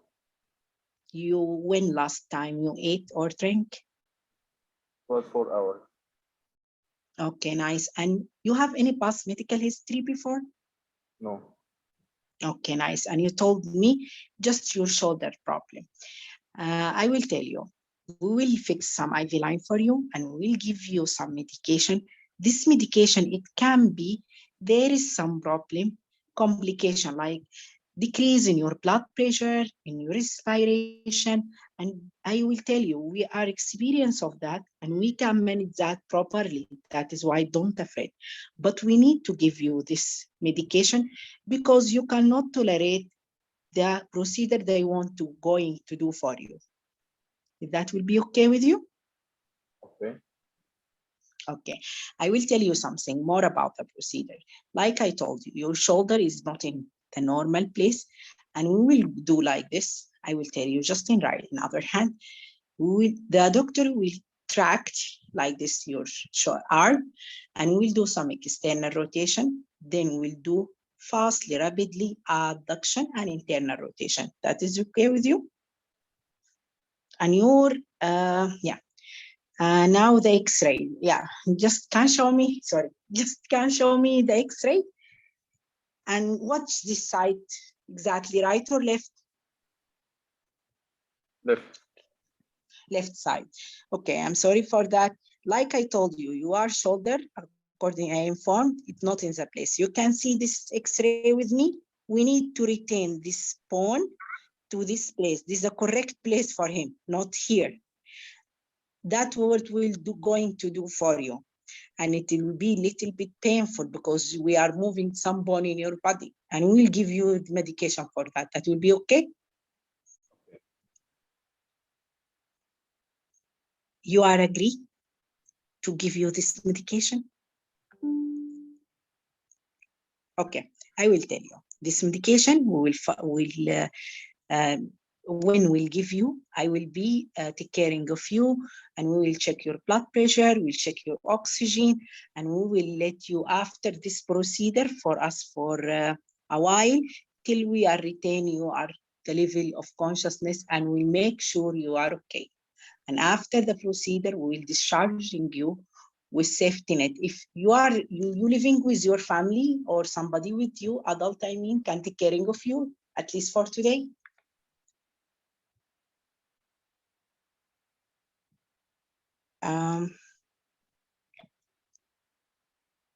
You are agree about the medication or not? We can, if you have any concern, any question, just ask me. I will try to explore everything for you.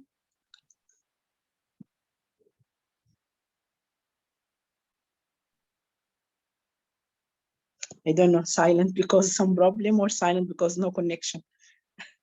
No, the actor will be silent. you have to stimulate the patient. Exactly. Okay, I told you haven't any question to me. I will tell you more about that. Okay. You have no question? Okay, so what if we continue. refuse the procedure, doctor? It is, yeah, it is your right to refuse or you accept, but I will tell you, if I am your place, I will not refuse because it will be very painful. And whatever you cannot tolerate this pain. And we don't want you to feel hurt more. Doctor, what if I refuse? Any other alternative? If you refuse, we can do some local anesthesia. Thank you, Dr. Ines. Thank you. Okay. So you can do general anesthesia. It will be in OR, in operating room, and you will be unconscious, and we have to put tube inside your airway through your mouth. Okay. It's his right to refuse. You have to be the one to tell him the idea for refusing.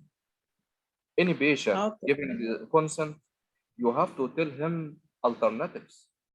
Okay. Yes, right. Local is not one of alternative. You can give him nerve block. I mean, a strong painkiller through the vein, but it's not enough because the procedure is painful. Okay. There is sometimes So, brachial plexus block. We can sometimes use it for this one. Yeah, I mean brachial plexus. plexus block they using for some patient. here the most important to focus on the sedation, conscious sedation, and here sedation we have options for mild, moderate, severe, and general anesthesia. You have 4 options for sedation, right? Yes. So don't go outside this limit. Okay. So here from the start, I wish if you ask about the X-ray, okay, it will be logic to start by the X-ray.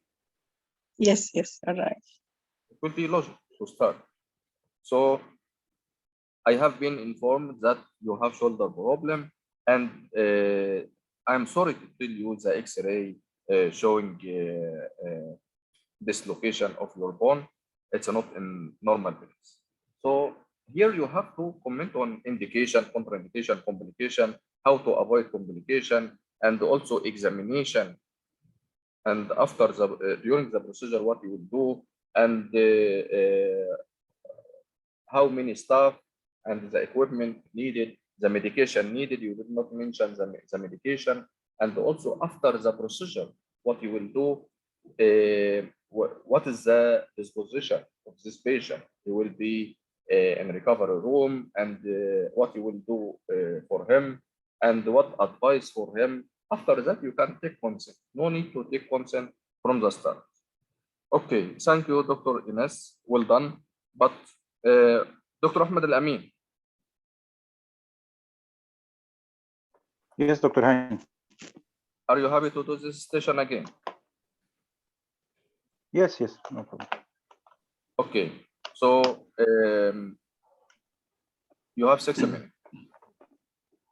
Okay, I'm going to wash my hand, put on my PPE. Hello, I'm Dr. Ahmed Al-Amin, ED registrar. May I confirm your name and age, please?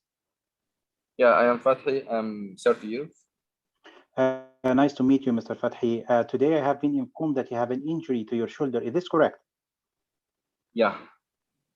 Would you like me to offer you any pain medications right now? The nurse give me painkiller. Okay, so Mr. Fathi, I've been asked to take some data from you, examine you, and possibly do a procedure in your chest, which I'm going to explain to you in details. Is this okay with you? Okay. Okay, do you mind if a nurse will be attending with us? Okay. Have you done this procedure before, Mr. Fathi? Any procedure in your shoulder? No. Okay, so Mr. Fathi, let me first start checking your vital signs and check your weight also. So Mr. Fathi, do you have any allergies or any medications you're taking? No. Any medical problems, any surgeries done before? No. When was your last meal and your last drink? It was 4 hours. Can you tell me a bit briefly about what happened yesterday? The injury, how it happened? No, it was today. I was playing football and I felt on left shoulder. Oh, I'm so sorry for that. So Mr. Fathi, I would like now to do an examination for you. This examination will involve first examining your airway. I'm going to open your mouth, please. Can you open it for me? And I need to check the inside of your mouth. Also, I would like to check for your neck and your neck movement. And finally, I would like to do an examination of your shoulder, which will involve me have a look, feel, move, do some special tests for your shoulder, and also check for your vessels and nerves. Would that be okay with you? Okay. Now, Mr. Fathi, this is the X-ray of your shoulder. Have you seen it? I can show it to you here. As you can see here, this bone is out of position. Usually the head should be in this cavity here, but here it is out, which we call it a shoulder dislocation. Okay, is this clear for you, Mr. Fathi? Yeah. Now, in order to reduce this bone back to its position, we need to do a special procedure, but it is a very painful procedure. So for this reason, we need to give you medication in order to make you like sleepy and relaxed. Is this clear for you, Mr. Fathi?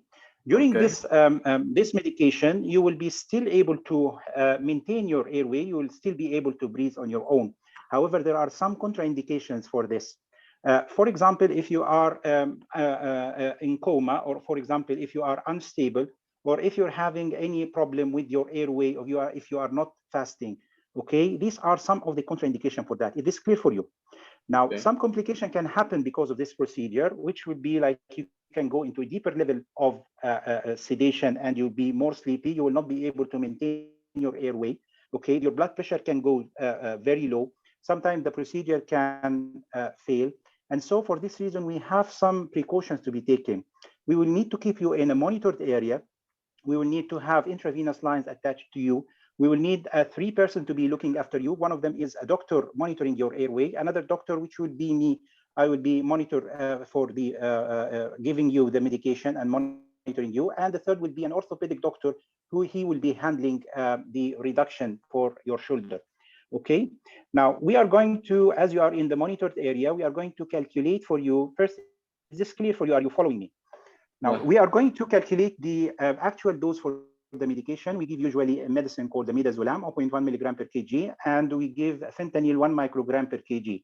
Okay, after calculating the required dose.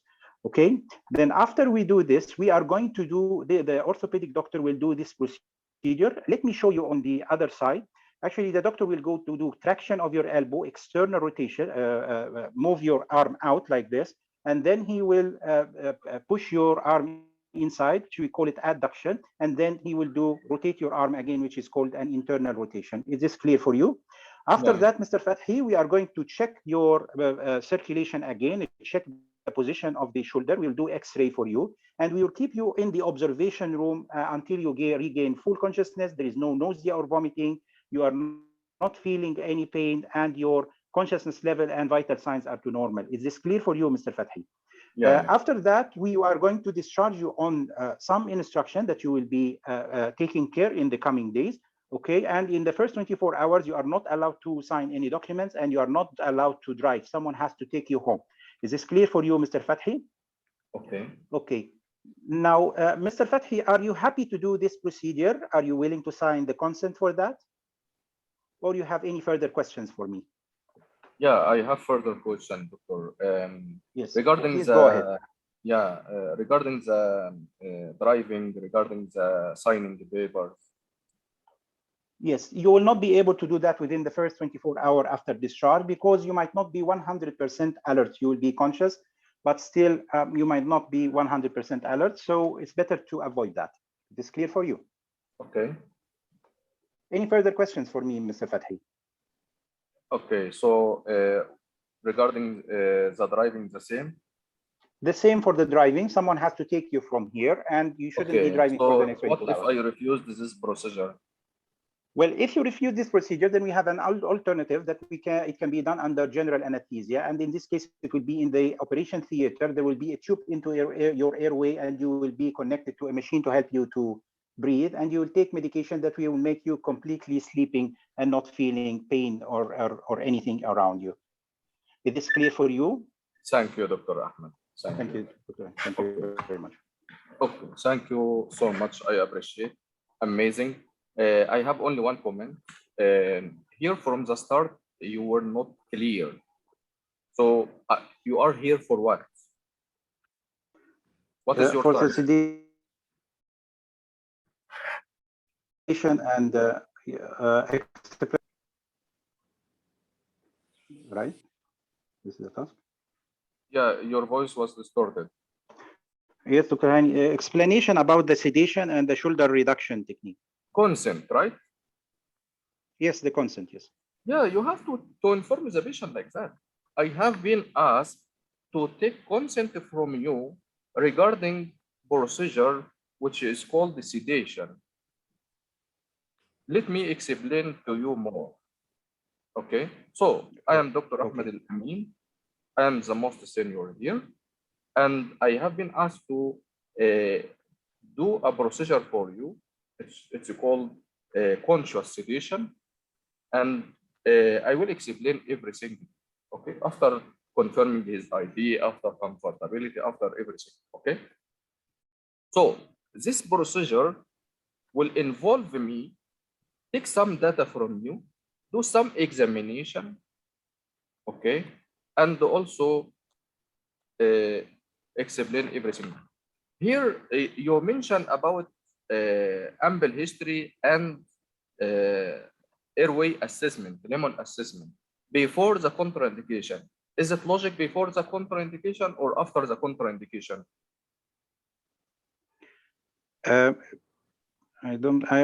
In my opinion, I wanted first to examine him before explaining the procedure, because Yeah, if I mean, for example, explain the procedure and then I mean, tell you him can that tell he is him. not. I mean, you can tell him, I want to tell you about the indication, contraindication, complication, and blah, blah, blah. So for the indication, you will show him the X-ray and show him the dislocation and explain to him this needs reduction and very painful. And that's why I need to do give you medicine to not feel any pain, which is called sedation. And after that, my point, Dr. Hani, it is okay for me. I can change the arrangement, but my point for me was that I examine him first, because if there is a contraindication from the beginning, no need to discuss the procedure with him. No need to discuss the sedation. Like, for example, if he is melampathy or there is signs of obstruction, or yes, for example, he's not fasting, then he's ineligible. Yeah. For the purpose of the exam, it will be by this way. Okay. So I want to check if you have any contraindication. So let me ask you some questions. Do you have any allergy? Do you have past medical disease? Any surgery? When was the last 8 and 3? Did you get my point? It will be logic. Okay, Doctor. Okay. So if you ask him about amble, after that you will repeat again contraindication. It will not be logic to ask him about amble again. Okay. So also you are in the point of contraindication. I want to check your airway to see if you have any contraindication. Okay, can you open your mouth? Done. You will not check his mouth, just verbalize like that. Okay, so you finish contraindication, you can tell him about complication. Complication here, you mentioned about complication of the procedure of orthopedic reduction and also complication of the sedation. So some complication of fracture and the failed reduction, and also some complication regarding the sedation. Maybe you will go in deep sedation. So it can affect your breathing and your heart, but we are well prepared and we are expert to avoid this blah, blah, blah. This only the one point, Dr. Ahmed. You have to be clear from the start why you are here. And the number 2, mention about amble and lemon after you mention contraindication. That's it. Okay. Okay, Dr. Han. Okay. Yeah. Thank you. Just one additional, if you are not mind. Again, please. One additional point to specifically this case. Yeah, please, Dr. Sameh, and raise your voice. I cannot hear you clearly. Okay, Doctor. I believe my hand speaks not well. Okay, Dr. Hani, just regarding everything, the follow-up here, it's mandatory. Yes, of course. You mean post procedure? Yes, post reduction follow-up. He will be seen again. Like I will tell him like that, huh? After the procedure, he will come again to be seen with the, like this is important, or no need to mention it here. No, you just tell him I will give you a printed leaflet to follow up. More than enough. Okay. Okay. Okay. Yeah. Okay. Next one, guys. Dr. Samreen. Yes, doctor. Yeah. Yes, doctor.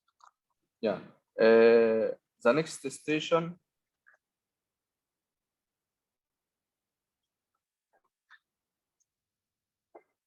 So this is the procedure. And here, if you will tell him, I will move your arm away and rotate it to the outer side, and then I will move close to your chest, and then your hand on your left shoulder. So it will be easy for the patient. No need to mention abduction or internal rotation or.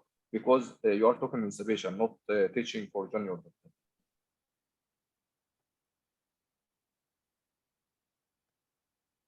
Okay, Dr. Samreen, this Yes, station the same, but it will be ankle. So I will be junior doctor, and you will teach me. Teaching station. Okay, doctor. Okay, so you can start. Okay. Good morning. I'm Dr. Samreen. May I ask your name and level, please? Yeah, I am Nadia. I am junior doctor. Nice to meet you, Nadia. I believe that you are here to discuss something about procedural sedation. Is it right? Yeah. Okay. So how much do you know so far about the procedural sedation? I saw one doctor is doing that, but I did not concentrate with them. Can you tell me exactly? Okay. Do you want? Okay. So let's set our goals. So today I will teach you about the indications, contraindications, complications, and in the last I will provide you about some video and online stuff to study more. Is it okay with you? Yeah, please. Okay. Feel free to ask me any question if you wish so. Okay. Okay. So, Dr. Nadia, what do you know so much about sedation? Do you have any idea about the sedation? No. About the procedure? Okay. Let me tell you. Actually, it depresses the patient awareness toward the painful stimuli. Okay, but patient will maintain the own breathing and the airway and the ventilation. Do you understand my point? Okay. Okay, and it has the 4 different types, from the mild, moderate, deep, and the general anesthesia. But today we will talk about the conscious sedation, that is a moderate sedation, and I will teach you the other types of the sedation in further session. Is that okay with you?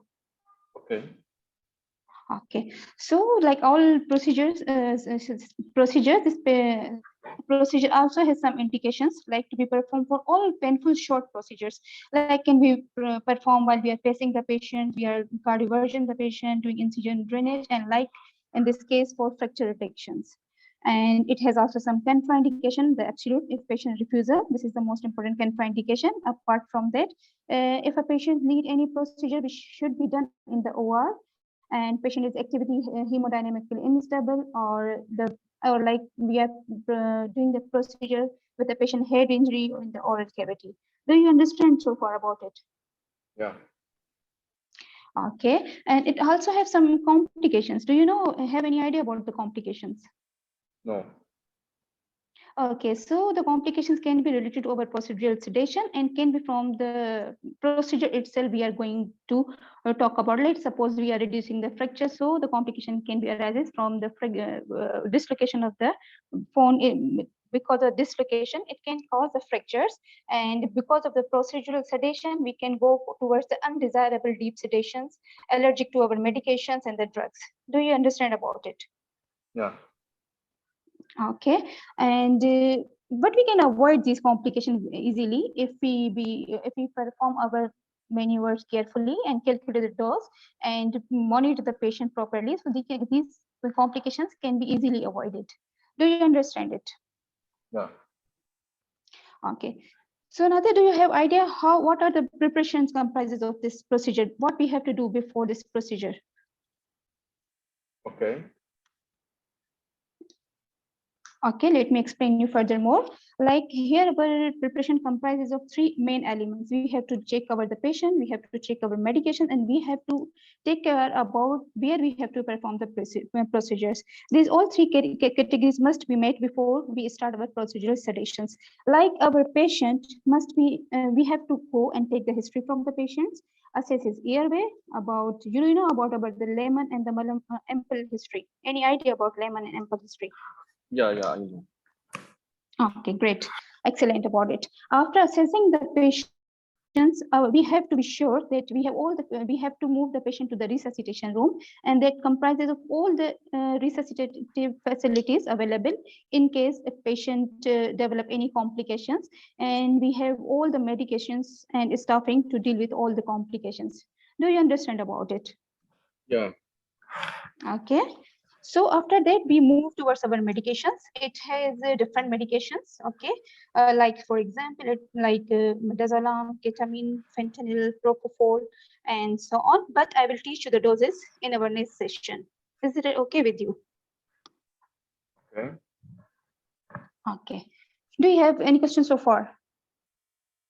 Okay, so here, how many types of sedation?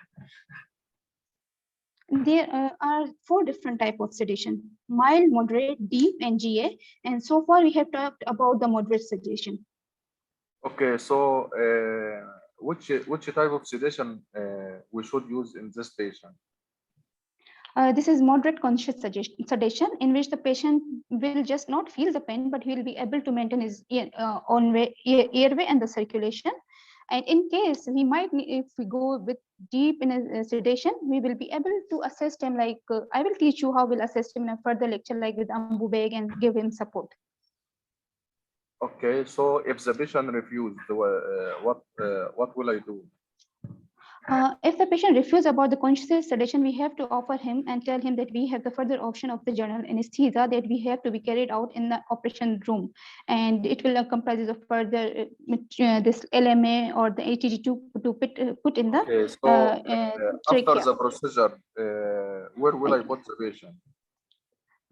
Great, perfect question. So we have to perform this procedure in the resuscitation room, and after that we have to move the patient towards the observation. I have to observe him there, and we have to observe him till he gets his fully conscious level or the vital signs matching with his basic vital signs. Thank you. Okay. Okay, thank you. You have 30 seconds. I will ask you some questions. So what are the criteria to insert the patient? The patient vital signs should be made to his NGCS, made to his basic means, and there should be no pain in the vomiting, and patient will be fully able to talk and walk as per his baseline status. Okay, and regarding the advice. Yes, I will advise the patient he should not drive or for at least 24 hours, and same goes for signing of any paper, any legal documents, to make sure that he is fully aware and to be on the safe side that he might not commit any mistakes. How he will go home? He should be accompanied by any adult to go home, or the main idea, he should not drive by himself. This is the main idea, that he should not drive and be with any adult to accompany him. Okay, thank you, Dr. Samran. Yes, and then document the procedure and okay, thank you, Dr. Samran. Well done. I want you to start by, you are very amazing. The only one point, I want you to start by the types of sedation, okay? So you tell here what is the definition of sedation and how many types. I sent procedural sedation in the group, guys. You can check. So yes, doctor, I just checked it through. Yes. Yeah. So you have to emphasize on the definition first. Here, the examiner will understand that you are professional. He will he will take good impression about you. So what is the definition of procedural sedation?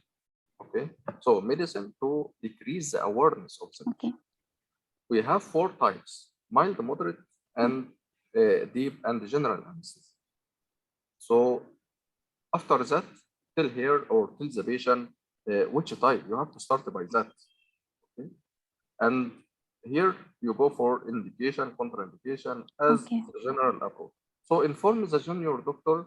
You have to explain to the patient indication, contraindication, complication, how to avoid that, and the alternatives, and also what you will do before and during and after the procedure. And after that, gives the patient advice. Okay. Like I am doing to you guys. Okay. So you have to explain to the FY1 or FY2 to do so. Okay. So here, I want you to phrase your sentences. I want you to be very concise. So no need to let the patient or the junior doctor to ask you. You have to be ready. Okay. So here, what are the criteria to post procedure?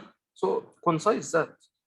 patient GCS vital signs return to baseline.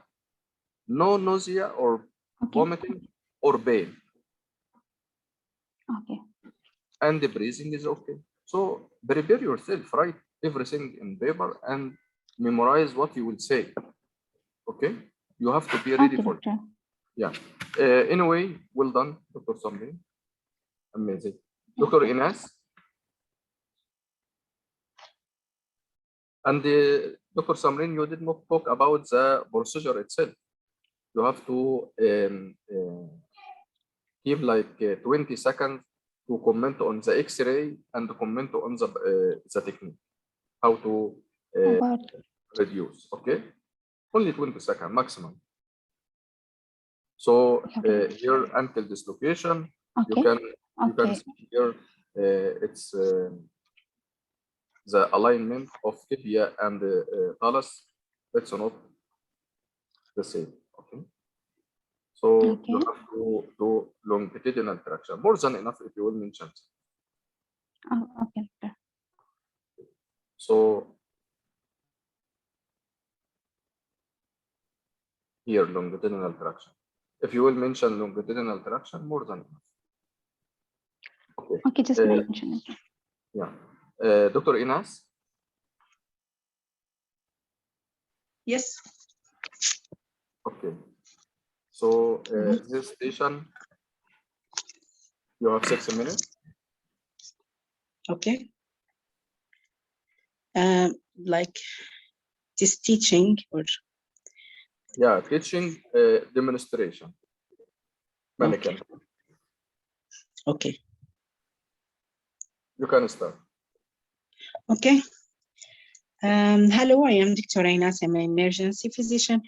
Can I confirm your name and level, please? Yeah, I am Nadia. I'm junior doctor. Nice to meet you, Nadia.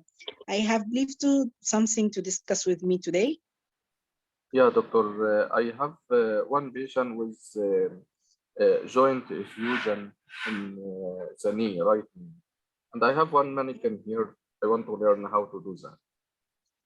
Okay, the patient is caring by some doctor? Yeah, the patient ICU now. I see. Okay, good. How you know so far about the knee aspiration? No idea. No problem. Not worry. I will teach you from start. Just please concentrate with me and feel free to ask me at any time. And at the end, I will provide some online resources for studying more about it. That will be okay with you? Yeah. First, let us to set our objective. First, we'll talk why indication of these procedures and contraindication and the complication, how to prevent it. Then we'll go into the preparation, procedures, and post-procedural care. That okay? You are with me? Yeah. Okay, let us to start. First thing, the indication. We are doing the knee aspiration for two purposes, diagnostic and therapeutic. Diagnostic, we need to rule out the septic arthritis as the first thing, and the other diagnosis. And therapeutic, sometimes this is the large effusion. We need just to relieve the symptoms of the patient. Second thing, now we're talking about the contraindication. Contraindication is like if you have found cellulitis as a side of the injection I want to take. If this had history of knee replacement surgery, it's a totally contraindication. Or if the patient has something about coagulopathy. That clear? Okay. Okay. And complication, like any procedure, invasive procedure, they have complication like bleeding, and we try to prevent it by correctal coagulopathy, injuring to adjacent structure. We're doing according, sometimes guided by ultrasound, and we'll try to make sure that from the landmark, also introduce of infection, and we are prevented that by aseptic technique. And pain itself, it's also some complication. We need to do local anesthesia.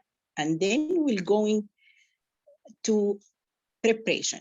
First thing of preparation, you will prepare the patient itself. You will see the patient, examine him, make sure from the site of the pain and the indication, and during it do special examination to your local site.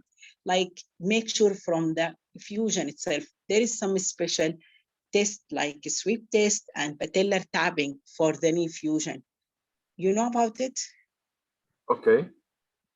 If you don't know, we'll discuss that in the next meeting. Is that okay with you? Then we'll, after, do your brief history, take your examination, and you should give all this information I tell you to the patient to get some informative written consent from him. And don't forget to ask about ample history, because you are giving the patient later. I will tell you, we will give the patient some local anesthesia to make sure. Second thing, prepare your space. Should be this patient under monitoring area and with full aseptic procedures. Is that okay? Yeah, clear. Third thing, you will prepare your staff. At least you need one staff to assist with you, and you monitoring the patient, and you read. Third thing, prepare your stuff. Stuff that's mean equipment. You have many equipment. You should make sure about them. Chlorhexidine, sterile gauze, and sterile drops. 2 syringe, 1 small syringe for local anesthesia injection, and 1 large syringe you need it for aspiration. And your containers itself, you will send to the lab for that aspiration. You need some, like at least 3, 1 for biochemistry, and 1 for cytology, and 1 for microbiology. Is that clear to you? Yeah. Can you repeat this container for me? I make sure you are with me. Okay. Okay, then we'll go to the, we'll prepare also the local anesthesia. As I told you, make sure the calculate accurate doses 3 milligram per kg, and make sure expiry date of the local anesthesia itself. After you take all of this preparation, you will go to the patient, wash your hand and wear PPE, and start your procedure by, after you did the examination, just try to localize your landmark. Your landmark, let us just to go to Dominican, I will show you.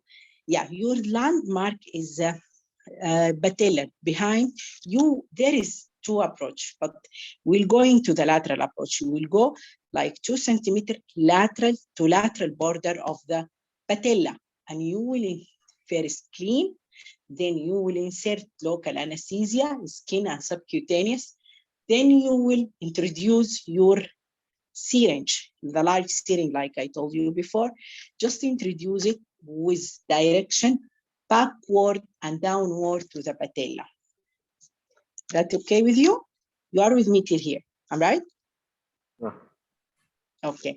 The lateral approach is good to prevent the muscle bulk of the vastus medialis. That is why we are preferring.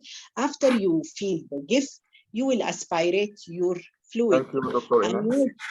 Okay. I will give you 30 seconds. 30 seconds Okay, means you will aspirate accelerate your fluid tone and concise your approach.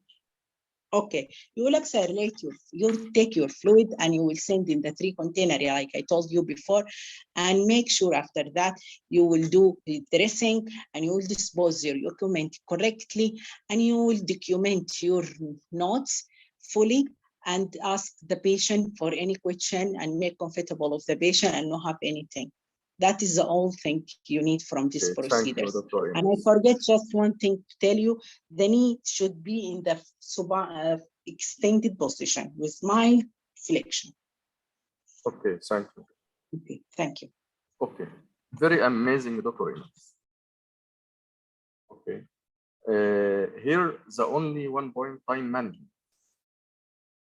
Your tone is slow. Yeah. Did you feel that?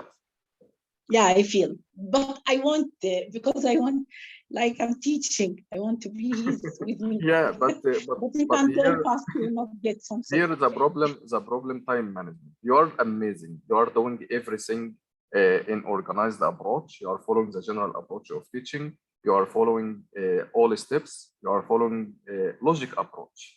You are very calm, but I don't want you to be very, very calm.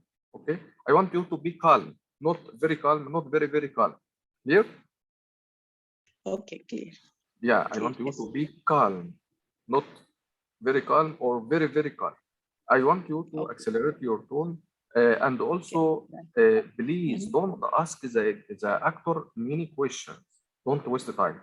just every 2 or 3 information. Is that clear? Did you understand? Done. Don't ask the actor, can you repeat that? Because sometimes she is not with you. Even she is moving her head, she cannot remember anything. Or maybe she doesn't know what you are saying. Did you get my point? Yes, I know. Yeah, don't waste your time. Don't ask the actor, can you repeat that to me? Just more than enough if you will say, is that clear for you? Did you understand? Every 2 or 3 information. Well done, Dr. Inas. And I want you to mention always the highlights. So here regarding the point of why lateral approach, why we are using lateral approach, not using medial approach. Is it important? No need. Okay. Did you get my point? Yes. If you finish your approach, if you finish any further questions, you still have time, so you can recap for here. So do you know why we are using lateral approach? Clear, Dr. Inas? Yes, clear. You are right. Yeah. So always focus, guys, on the most important point, on the highlights. Okay. If you still have time in the end, you can go for specific details because you still have time. No worries. So in the end, do you know why we are using the lateral approach? Why we are using, or for example, already you mentioned in the lateral approach, you did not comment on the medial approach. If you still have time in the end, you can tell here we still have another approach, like medial approach. Okay, so you can use your time, no worries.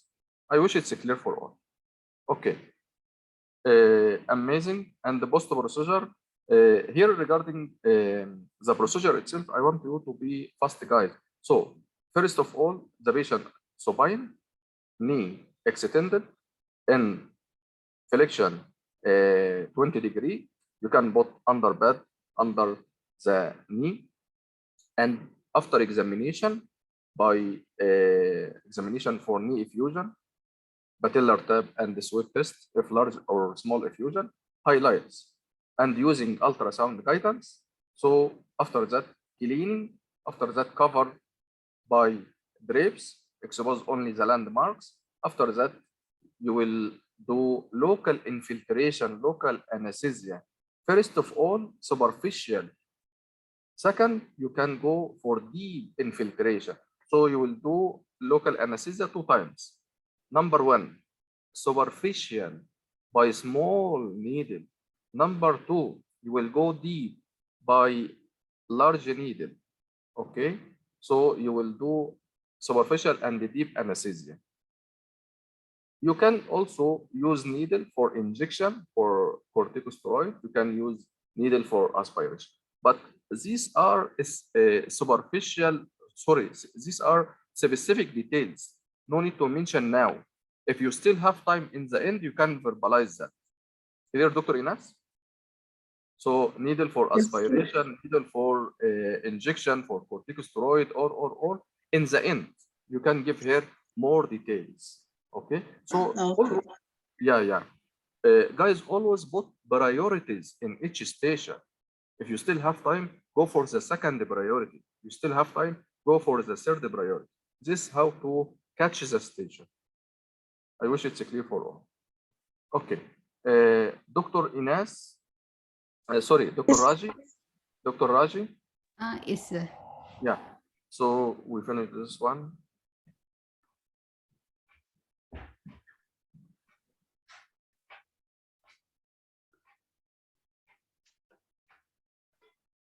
Oh, yeah. Sometimes the nurse will ask you, what about this tube? She will give you whatever. You can be ready for any tube. But the most likely, she will ask you about number 4. Okay, it will be septic. So be ready for this one, or this one, or this one. So you can tell her what does it mean. So the color means this one inflammatory, this one septic, this one hemorrhage. Okay, should be normal color. And you can tell here for differential, for gram stain, for culture, and so on. Okay, Dr. Raji.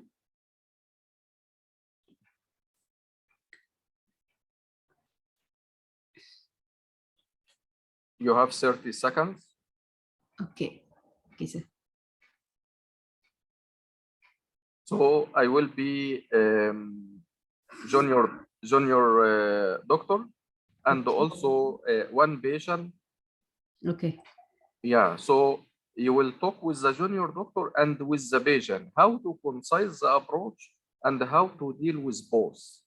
So here your task, your pie chart, communication skills, how to communicate with both, teaching skills, you will follow the general approach of teaching. Practical skills, you will follow the general approach of procedure. It means you will apply the back slab, the steps. Okay, sir. Okay, sir. You can start. Okay, sir. Hello, I'm Dr. Rajalakshmi, ED Registrar. Can I confirm your name and grade, please? Yeah, I'm Nadia. I'm junior doctor. Nice to meet you, Ms. Dr. Nadia. I have been informed that you want to learn something today. Is it right? Yeah. Okay. What do you want to learn today? Yeah, I have one patient here with called fracture in the left arm, and the patient is waiting for cast. Okay. Okay. You want to learn about below elbow cast. Is it right? Yeah. Okay. Okay. Today I'll talk about. Can you tell me how much do you know so far about the below elbow cast? No idea, doctor. Okay. Today I'll talk about the indication, contraindication, complication, pre-procedure check, and procedure and post-procedure advice. Would that be okay with you? Okay. Okay. For the purpose of teaching, I'll be a little loud, so just follow me. And if you have any questions, let me know. Is it okay? Okay. Can we move to the patient now? Okay. Hello, I'm Dr. Rajalakshmi, ED Registrar. Can I confirm your name and age, please? Yeah, Jamin, 40 years. Nice to meet you, Gamin. I have been informed that you have some fracture in your left hand. Is it right? Yeah. Yeah. I'm sorry about that. Are you comfortable now? Do you have any pain? The nurse gave me pain. Okay, that's good. I'm here to proceed some procedure called we are going to apply a cast for your fracture. Is there any X-ray here? No. Okay. Okay. So we are going to put a plaster in your hand. Before that, I'll explain the indication, contraindication, and complication of the procedure, and before getting consent from you. Is it okay? Okay. Okay. This is my colleague, Dr. Nadia, and she will be here with me for purpose of teaching. Would that be okay with you? Okay. Okay. Let me explain the indication. That is, you have a fracture in your hand. And Dr. Nadia, can you follow me, please? And left Colles fracture is the one of the indication for below elbow cast. And there is some contraindication for the procedure, which if there is an open fracture in your hand, or in case of any neurovascular, any vessel or nerve problem in your hand, or any infection. These are the contraindication. And this procedure has some complication like worsening pain, or any nerve or vessel compression or redness. Is it okay? Okay. Okay. Can you give a consent to proceed the procedure? Okay. Okay. Let's gather the equipments. Today we need a stockinite, bandage, padding, warm water, and bandage. These are the equipments. And can you outstretch your hand in the palm facing downwards? And now I'm going to apply the stockinite it should be 5 centimeter distal to the elbow and proximal to the metacarpal joint. And I'm going to leave the opening for the thumb. And after applying the stockinette, I'm going to applying the padding around the stockinette. And after that, I'm going to apply the plaster, which should be 8 layers. So And what about the padding, doctor? How you will apply, from where to where, and how to apply? Yeah, I'm going to apply from the elbow to metacarpal by rolling the padding around the stockinette. Okay. Okay, so we will not cover the thumb. Yeah, yeah, we are going to give a space for the thumb. And the padding here, the second one will cover the first one by 50%. Yeah, right. Okay. Yeah. Okay. Then after that, we are going to apply the plaster, which should be 6 to 8 layers. I'm going to take 8 layers, which should be applied above the padding from the elbow to metacarpal, and we will squeeze. So the plaster here, how many layers? It's 8 layers, 6 to 8 layers. I'm going to take 8 layers now. Okay. And I'm going to squeeze the excess water. Do not squeeze more water, and I'll smooth the plaster. So you will put in warm water or hot water? Yeah, warm water. Before that, Okay. I'll soak in the warm water and apply it in the padding, above the padding. Will apply on the extensor surface? Yeah, in the extensor surface of the arm. Okay. Okay, and sorry, forearm, and I'll squeeze the water and avoid excess water, and I'll smooth the plaster to avoid any folds. Okay. Okay, after that, I'll apply, and I'll apply the, and I'll fold the any extra stockinette into the plaster, and I'll apply the bandage. Okay, you mean the plaster? Yeah, yes, allow the plaster to dry. And make the, since it is a Colles fracture, I'll ask the patient to. Thank you, Dr. Raji. Yeah. Okay. Yes. You are doing very well. Amazing. Here, unlikely in the exam to be teaching and applying plaster. Okay. It's unlikely.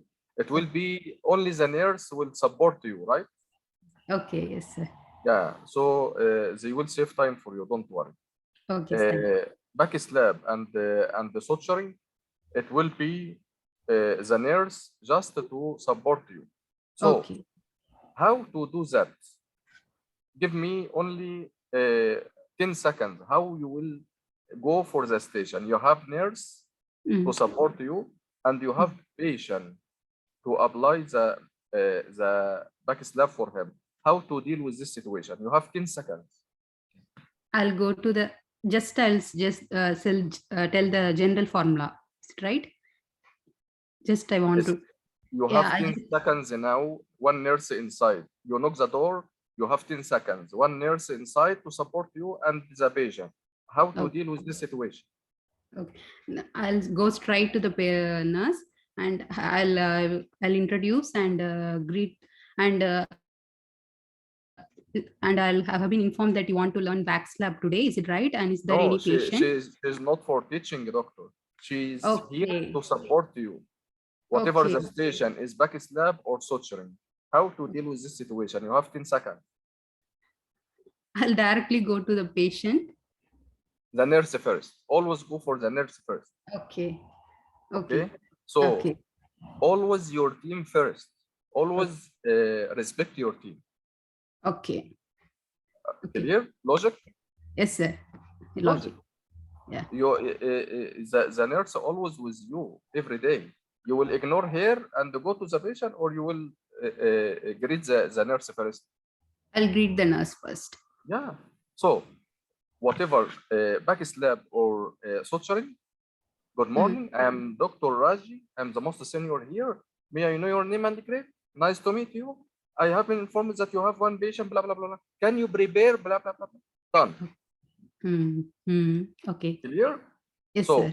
Still here, from the start, before going to the patient, please prepare a stockinette, plaster, bandage, padding, okay, and bandage and warm water. Okay, so you are giving her a chance to prepare everything. After that, go to the patient. I am Dr. Raj. I am the most senior doctor here.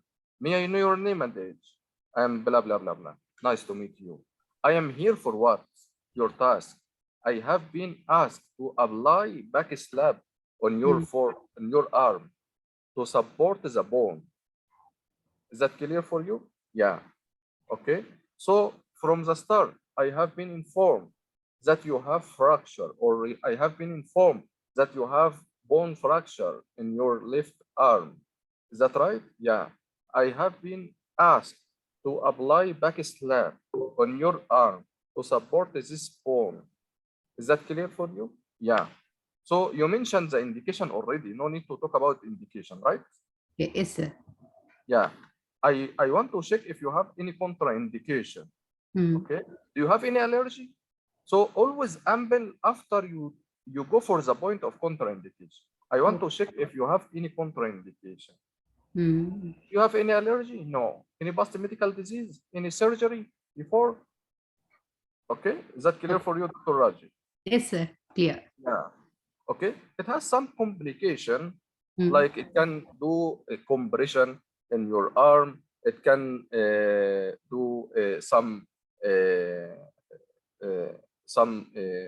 you can mention like a compartment syndrome. How to deal with that? It can cause a vessel problem, like artery or vein problem. But we are well trained to do that. We are expert. So you can go for the procedure itself. The nurse already prepared everything, so you can ask him to extend his arm, and you can do what you did. You are doing very well. You are amazing, but just the steps in the start. Okay. Okay. Okay, sir. Well Sure, done. sir. Thank you, sir. And here, give advice. You can spare some time for the advice. So I will give you 30 seconds for advice. Okay. I'll talk to the patient, right, sir? Yeah. Can you, thank you. I have finished my procedure. Can you move your fingers for me? Yeah. Okay. Okay. And now I'm going to check the neurovascular status of the arm. And also I'll check the check X-ray if the bone fixed in the normal form. And Mr. Gassman, I have been advised you to keep the plaster dry and don't put anything into that. And I'll prefer you to fracture clinic. And you may be, if you have any worsening pain, redness, you should come to the emergency at any time. Is it okay for you? Okay, thank you. Thank you. Okay, well done, Dr. Raj. Amazing. Thank you, sir. Okay. Who is next, guys? Who want to practice the next station? Or we will go by turn? So we will go by turn. Dr. Ahmed Al-Amin, then Dr. Abdullah. Yes, Dr. Hain. Okay. I don't know if you are ready for splint and the sling, Dr. Ahmed. No, I haven't read it. I can. Okay. Anyone ready for I this haven't read station? it. This one. I know about the lower limb, but I don't know. I haven't read this one yet. Okay. So here we are talking about the patient has a fracture. I did not discuss this station before. That's why I can discuss. Okay. So here your task to apply arm sling. Arm sling, I think in the exam it will be clear. Maybe they will say broad arm sling. Maybe they will say high arm sling. Maybe it will be vague like that. But anyway, be ready for any one of them. Sir, So, can I add something in the scenario? Yeah. Yeah, they will keep a broad arm sling and high arm sling and shoulder immobilizer. So you mean in the last exam? Yes, sir. Yes, sir. They will ask me to ask us to teach that. With the one patient will be there. Did they write here anything specific? in the task? Just arm sling. They But mention inside only the room, there will be a kitchen. three equipments. Okay, so they prepared the high arm sling and the broad arm sling, and Yeah. what else? And shoulder immobilizer. Okay, so when you ask it was nurse or No, there will be one junior doctor. She'll be asked to teach three, and there will be one patient. He has some Colles fracture or something. okay, and there is patient also. Yeah, there is one patient and a junior doctor. It will be long. Okay. Yeah. Okay. So here, thank you, Dr. Raju. Amazing. Okay. Welcome, So broad arm sling, be familiar with that. So indications, be familiar with that also. First aid acts as support, splint, provide elevation to prevent swelling for arm injuries and laceration. So if the patient, I want to use that, guys, if the patient has arm, it means in the arm injuries and laceration, to support an arm in casts and to provide elevation to say temporary elevation. So what are the steps? Don't waste the time, guys. Just mention the indication. The indication, support, elevation, any injuries in the arm. Done. Steps. So ask the patient to do the arm like that. So place arm across body in a slightly elevated position. I want you to verbalize to the examiner also. Sometimes the examiner is behind you. He cannot see you. So you have to ask the patient to do his arm like that and also verbalize to the examiner. Place the arm across body in a slightly elevated position. Okay. And here, step 2. Lay sling under the arm as per triangular bandage. Already the bandage is triangular shape. So the angle where, guys?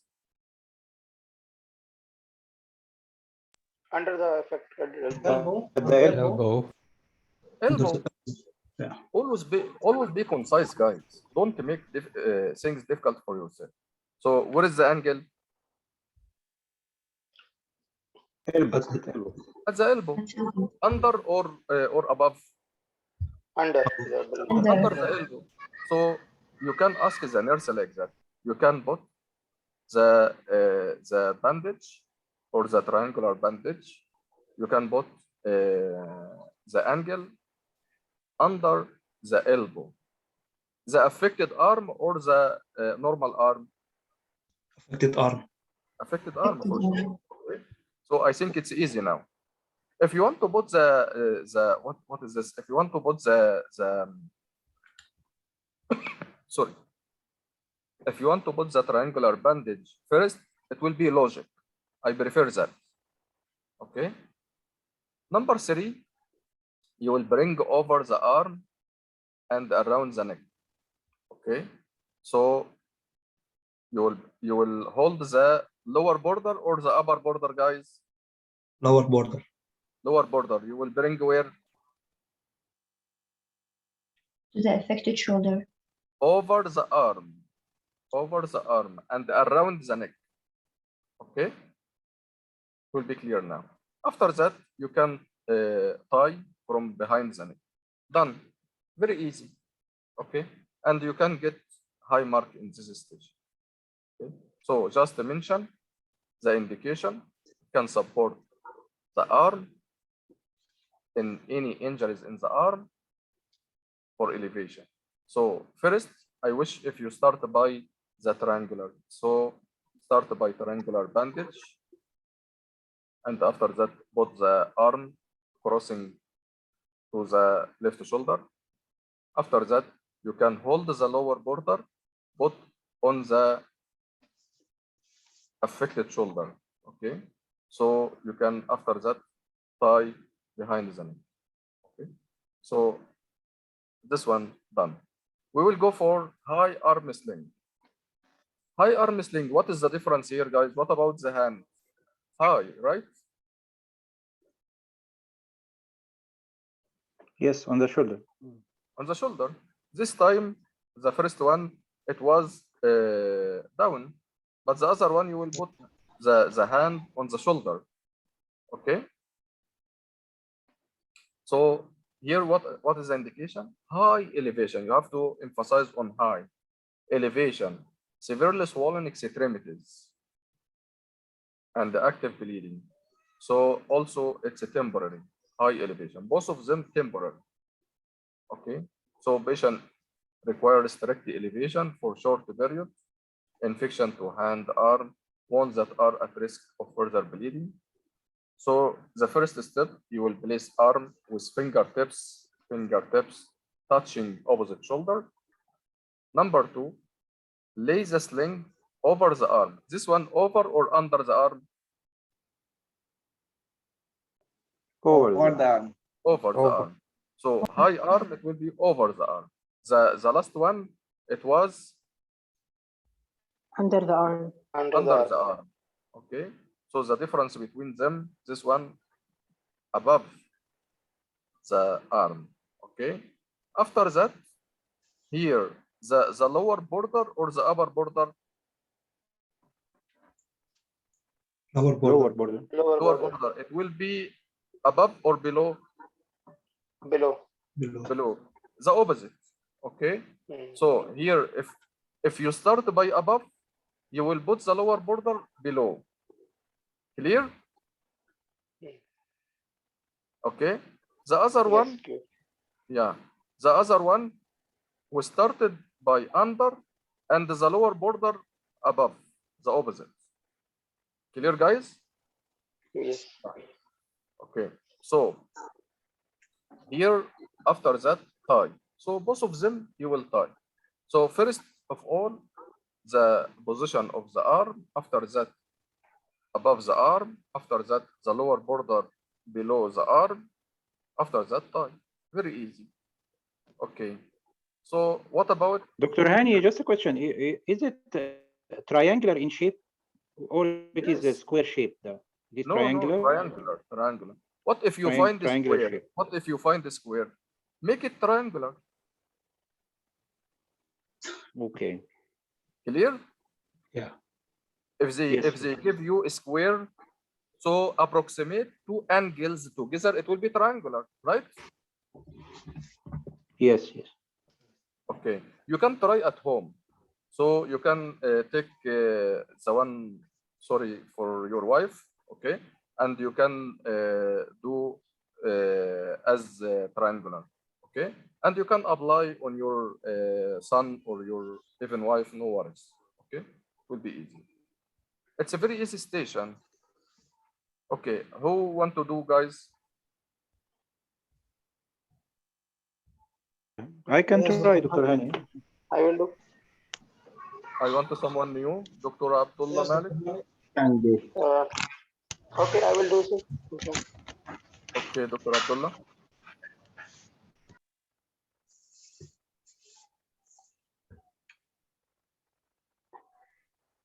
You can. Yes, doctor. Okay. My signals, I feel internet is distorted. If I'm clear? Yeah. In the voice? You can go, please. Hello? Yes, you can. Yes, okay. Okay. Good evening. I'm Dr. Abdullah Malik, one of the ED registrar. May I know your name and level, please? Yeah, I'm Fatih. I'm FY2. Yes, nice to meet you, Dr. Fatih. I believe you have something to discuss with me today. Is it right? Yeah, I have one patient here. He has distal radius fracture. Already, I put back slab for him, but I'm not familiar with arm sling, doctor. Yes, it's an important practical skill in ER, Dr. Fatih. I will be teaching you regarding the indications and contraindications, and also giving you some idea about complications and how to avoid these complications. So first of all, as you told me, the patient has already done back slab, and so we will confirm that if he's pain-free and he's comfortable, and then I will tell you. Do you have any idea about the indications? No. Okay. So an arm sling is a temporary immobilization for an affected limb if there is any fracture in the forearm or if there is any contusion or any injury to the elbow or the arm.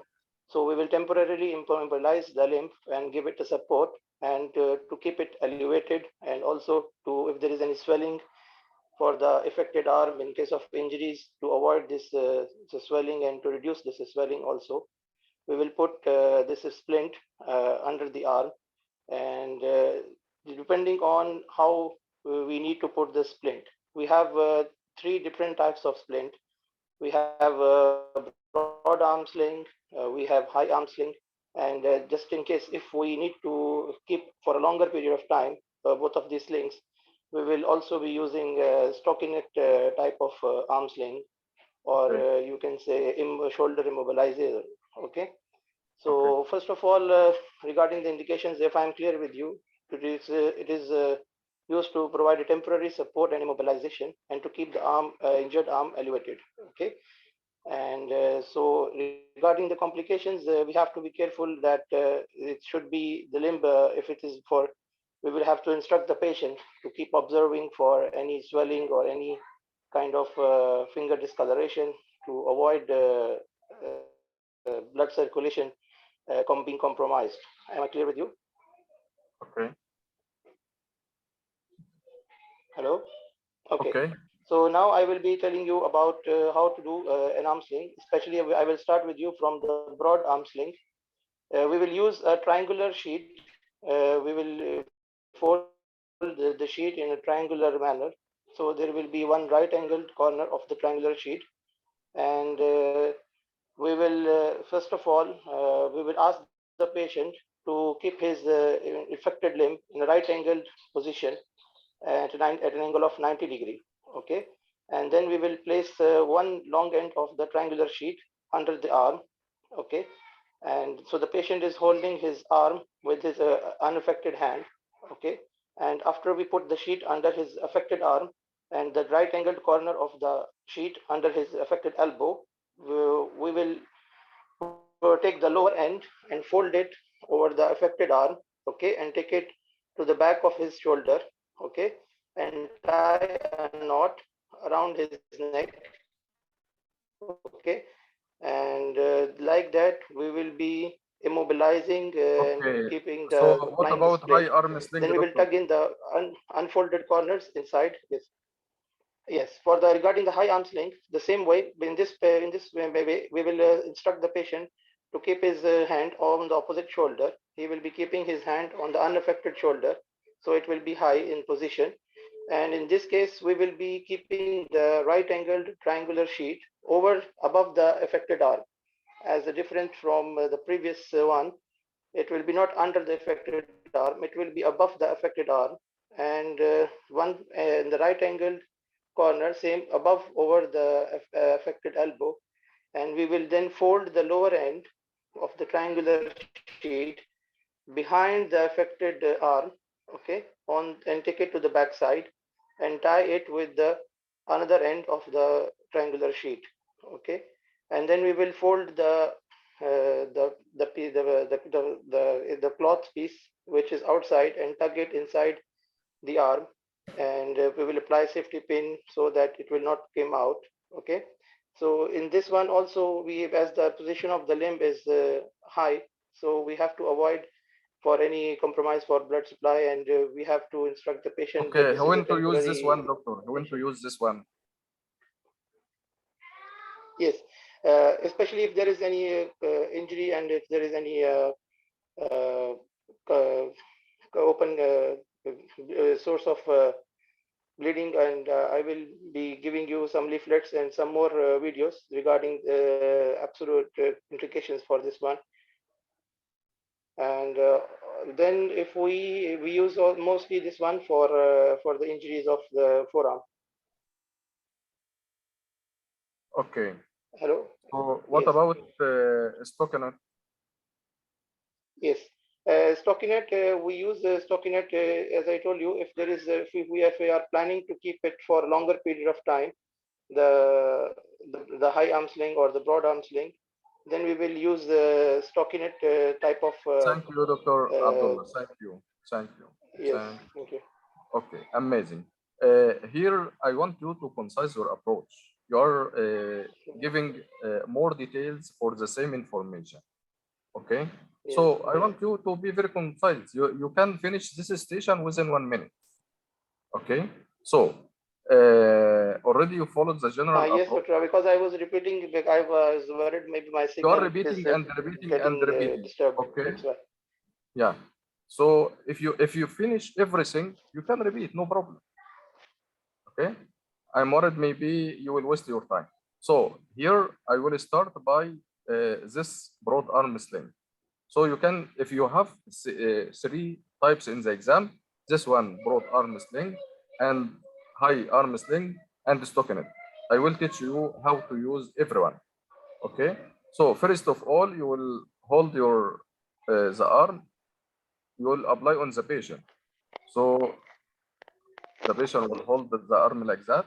After that, you will put the triangular bandage on the shoulder, okay? And the angle will be under the elbow, affected elbow. After that, the lower border will be folded on the right shoulder, okay? After that, you will tie. Done. No need to talk too much.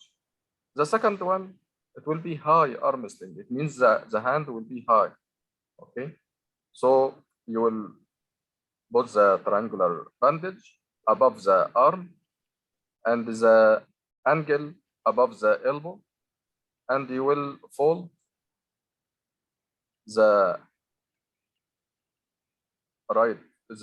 lower angle of the bandage will be below or under the arm. After that, you can tie together from behind. Okay, done. This one done. Also, you can use a stockinette. So you will cut a small hole in the center of arm width piece, stockinette, and after that, you will insert the arm inside. I think this one is clear. You will insert the arm inside this hole. After that, you will tie together from behind, like that. Okay. So this one also clear. We have also collar and cuff. It can appear in the exam. Be familiar with that. So indications here: fracture of humerus, head and neck fracture. Okay, radial head fracture of the elbow, long-term comfortable sling. Okay, so if you want something for long-term, you can use collar and cuff. Okay, so it will be easy. Just put around the neck and around the wrist, and you can tie. Done. Very, very easy. Okay. Yes. Actually, all these things in our usual practice, the nurses are the one doing. So we are really out of practice. And yes, but the nurse came to you, for example, to learn how to do. Yeah. So okay. And most of them are ready made. It's strange to appear in an exam. Yeah. And I have this station in November exam, and really before with the previous batches, we came to know that this station coming. So it came to me. And just before one night, saw the YouTube some videos, so yeah, you know about this station. Yes. Okay, this one also you can use like that. You can make around the wrist, after that the neck, and from behind to support the forearm. So another way. It's very easy. Just to make 1 time, 2 times, it will be easy for you. Okay, next station. Yes. Who is next? Dr. Ahmed Al-Amin. Your turn. Yes, Dr. Han. Yeah. Yes, Dr. Han. You can start. Okay. A patient or teaching or? Yeah, patient. Patient. Okay. I'm going to wash my hands. You have one put on my nurse PPE. to Hello. support you. Okay. Hello, I'm Dr. Ahmed Amin, ED registrar. May I confirm your name and your age, please? You have one nurse to support you. Yes. Hello, ma'am. May I confirm your name and your level, please? Yeah, I am Nadia. I am junior nurse. Nice to meet you, Miss Nadia. Can you please prepare all the equipment for the traction splint? I need to start talking to the patient. Do you know them? Okay. Okay, I will need a femoral ring. I will need a ring. I will need the metal frame. I will need the padding. I will need these slings. I will need the skin traction, and I need one tongue depressor for control of the size. Now I'm going to go to the patient. Hello, sir. I'm Dr. Ahmed Al-Amin, ED registrar. May I confirm your name and your age, please? Farid, 40 years. Nice to meet you, Mr. Farid. Today I've been informed that you fell from a ladder and you had a fracture in your thigh. Is this correct? Yeah. I'm so sorry to hear that. Are you in pain right now? The nurse gave me painkiller. Okay, excellent. So, Mr. Farid, I've been asked to take some data from you, examine you, and also I'm going to apply a device to your leg in order to reduce the mobility around the leg. For that, I'm going to explain everything in detail for you. Would that be okay? Okay. Okay, Miss Nadia, the nurse will be attending with us, and she will be helping me. Is this okay with you? Yeah. Okay, so let me now just check your vital signs. Mr. Farid, are you having any allergies or taking any medications? No, no.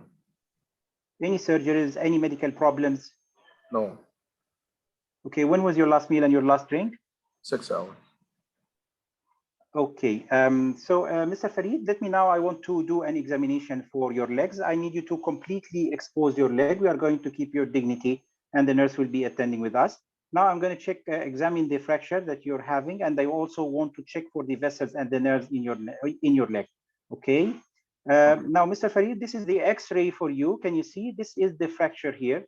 So for this reason, yes.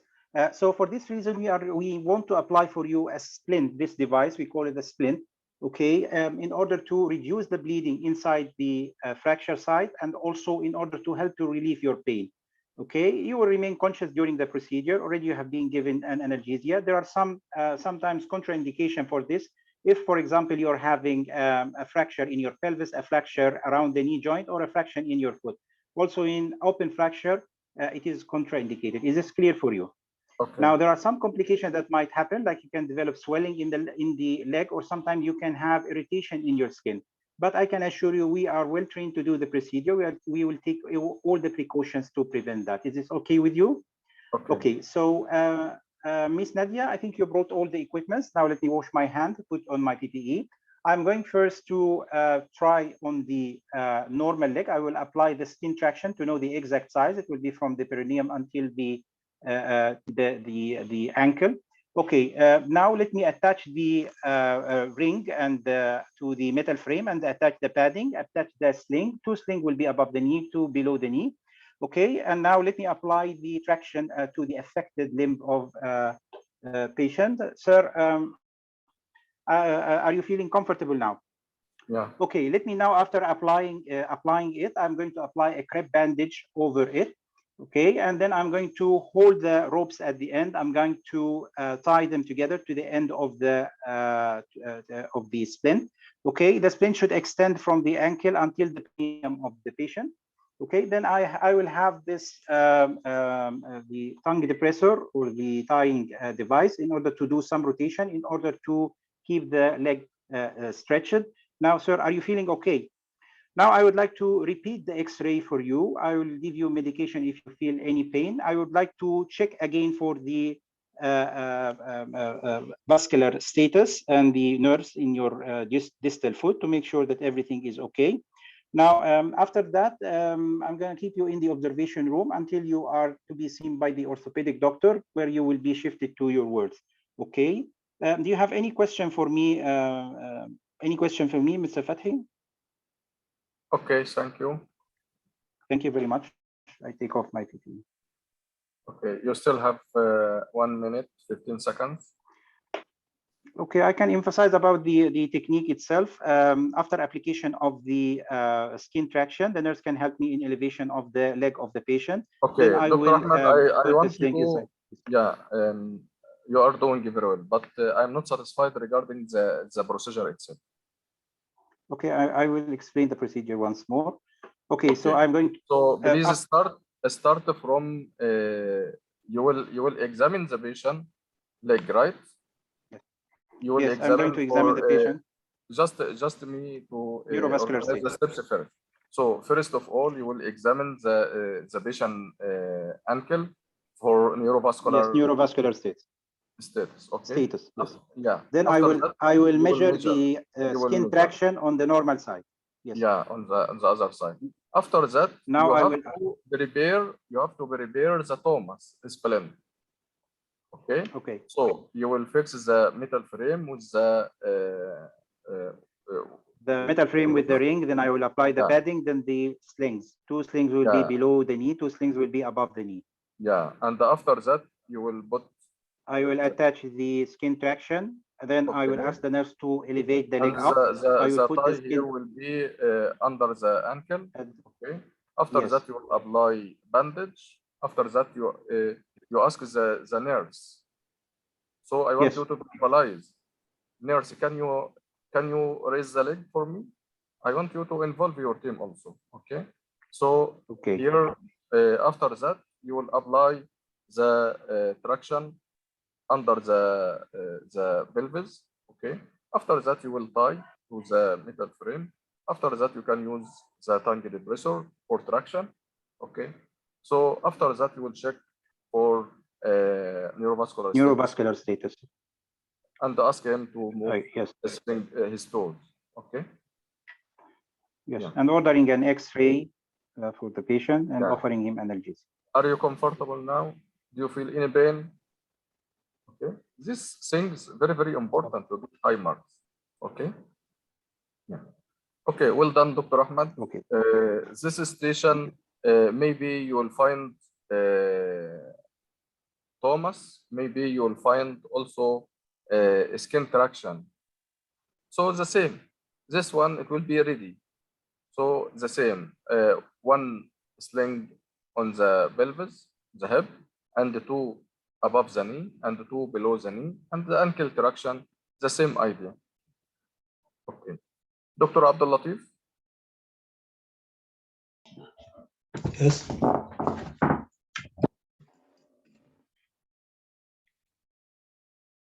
Always, guys, if you have nurse, you have to greet the nurse and talk with the nurse first.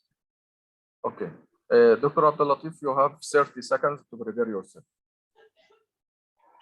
So, Dr. Hani, in the procedures, we should speak to the nurse in the beginning and mention the equipment in the beginning, or should we delay the equipment for the preparation? Better to save that. Okay. So you are showing the examiner that you are professional. Now, greet the nurse. I have been informed that you have one patient for skin traction or Thomas splint. You will find. So please prepare all equipment. Okay. And I verbalize them, or I verbalize them later in the preparation before technique. Better to verbalize them. In the beginning, I verbalize the equipment. Okay. Yes. Okay. So here she will prepare until you talk with the patient. So once you start, everything are ready. Okay. So for suturing, for example, please prepare needle holder, needle 50, and also betadine, also intralipid. Okay. Local anesthesia. She will prepare everything to you. After that, you will go to the patient and talk with the patient. Clear, Dr. Ahmed? Yes, Dr. Yeah. But for example, in like central line insertion or arterial line insertion, still the same. If there is a nurse, I ask from the beginning. So I check in all the approach. Ask her to prepare all equipment. And here, central line is already kit. Once she will bring the kit, it means everything already. Just tell her, please prepare the arterial line kit. Done. Okay. Okay, Dr. Yeah. Dr. Abdul Latif. Yes. Okay. Good afternoon. My name is, sorry. You Can I start? Yeah. Okay. Good afternoon. My name is Dr. Abdul Latif Ali. May I know your name and level, please? Yeah, I am Nadia. I'm junior nurse and junior doctor, and I have one patient with hypotension, and I need to learn how to do arterial cannulation. The mannequin is here. Nice to meet you, Nadia. So Nadia, the patient is comfortable now and in aftercare of our colleague. Mannequin. Okay, so that's good to hear from you that you want to know about the arterial cannulation. It is very important in the emergency department. So first of all, do you want me to learn you from the beginning, or you need me to learn you special thing about the arterial cannulation? I have no idea. Okay, so okay, that's good. So first of all, I'm gonna teach you about the indication, contraindication, precaution, and at the end I will give you also I will teach you about the procedure itself, and at the end I will give you videos and some website to learn more about that. Is that okay with you? Okay.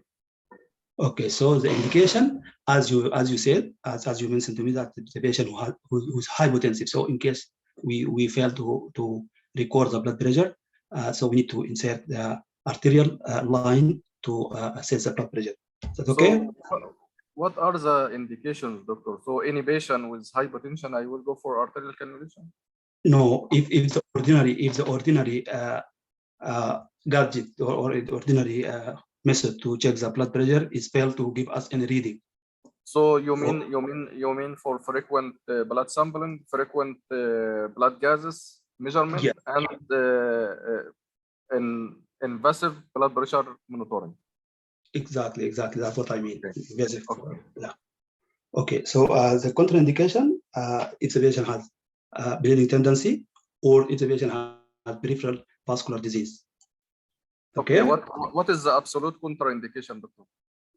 Absolute contraindication, patient is known with bleeding disease. Absent pulse? Yeah. Okay. Yeah, an absent pulse in case of peripheral vascular disease. Yes, you're right. Okay.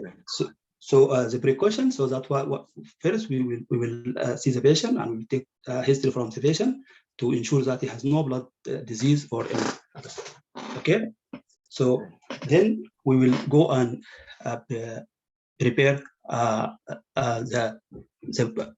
prepare for the procedure. So preparation of procedure include what we need to do. Okay. So we will prepare the kits for arterial blood gases, which include, of course, arterial cannula, and also guide wire, and needle for local anesthesia, and also needle for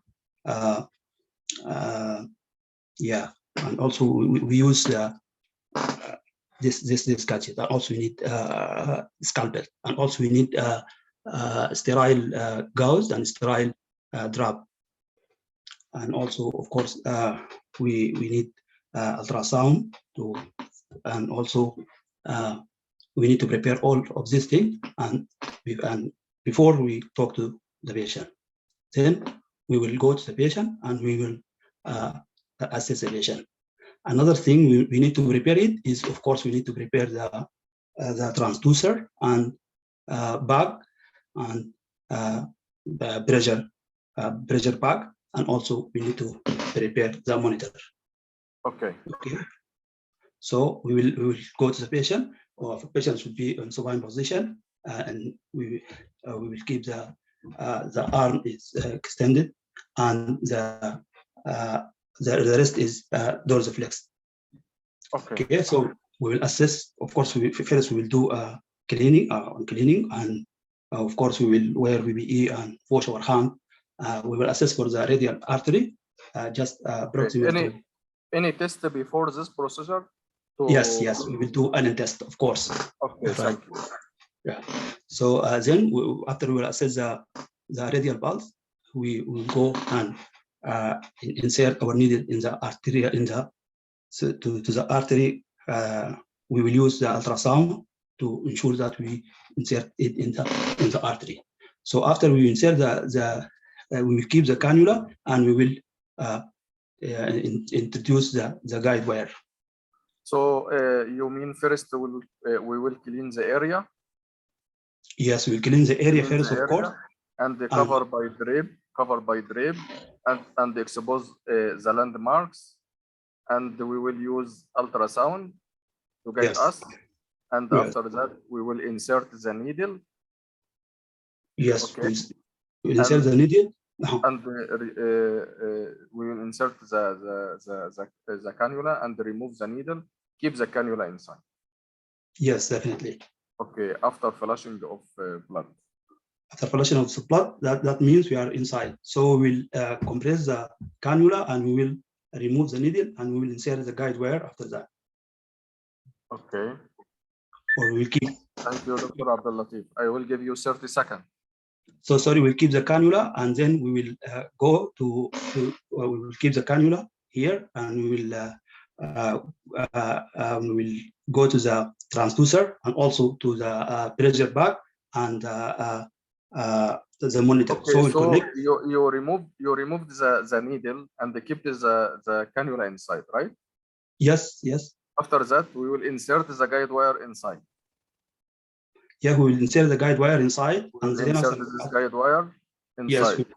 Yes. Okay. Then after that, after that we will insert the catheter over the. No need for dilator here because it's dangerous. Yes. Okay, so we will insert directly the catheter. Yeah, insert the catheter over the guide wire. On the guide wire. Yes.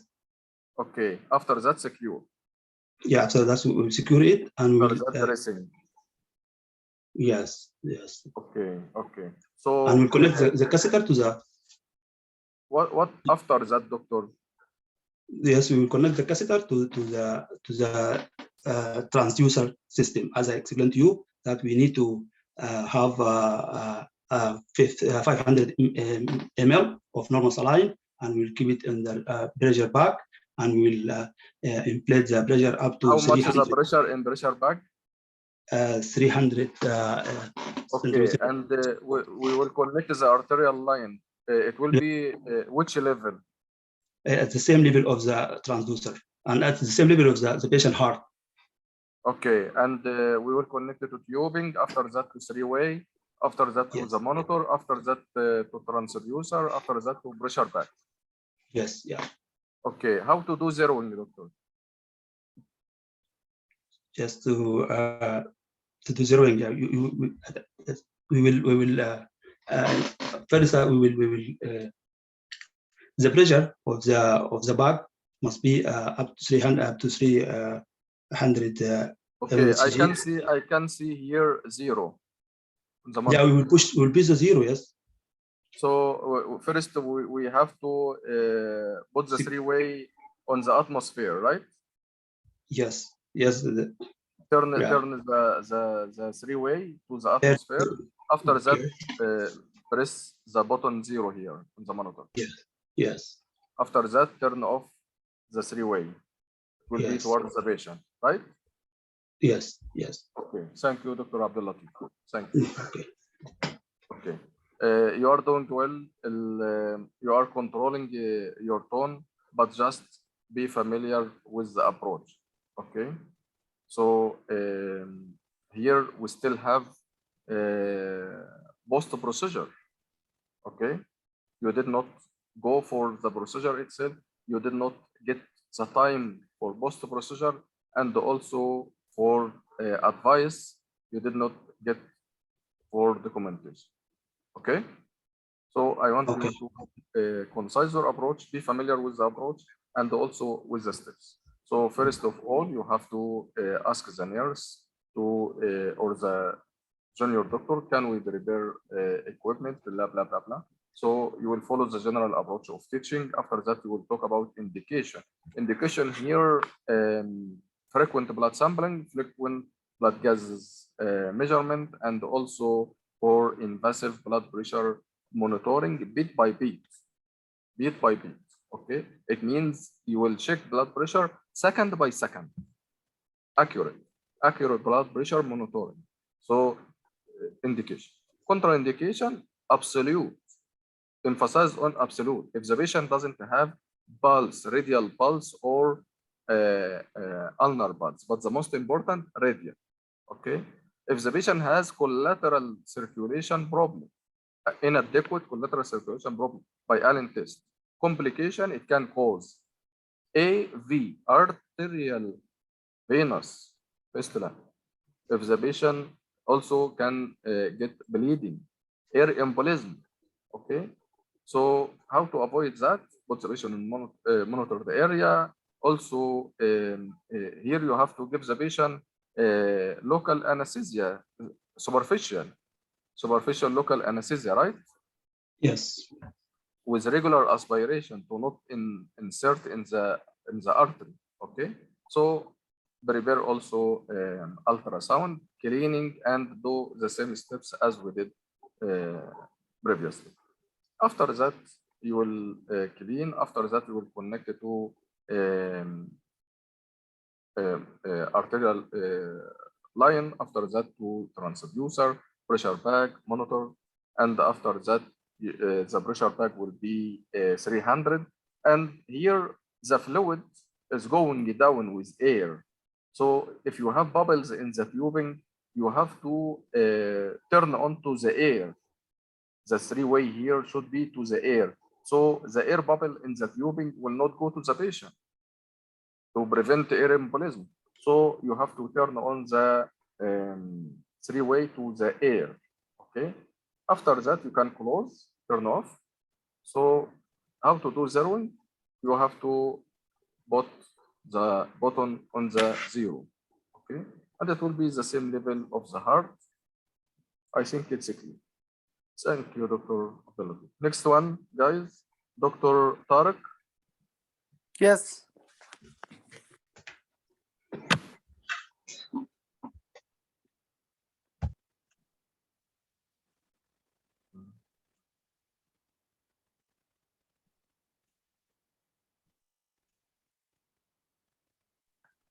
Okay, you have 30 seconds.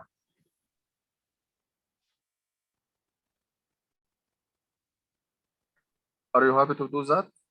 Yeah, it's okay. Okay, you can start.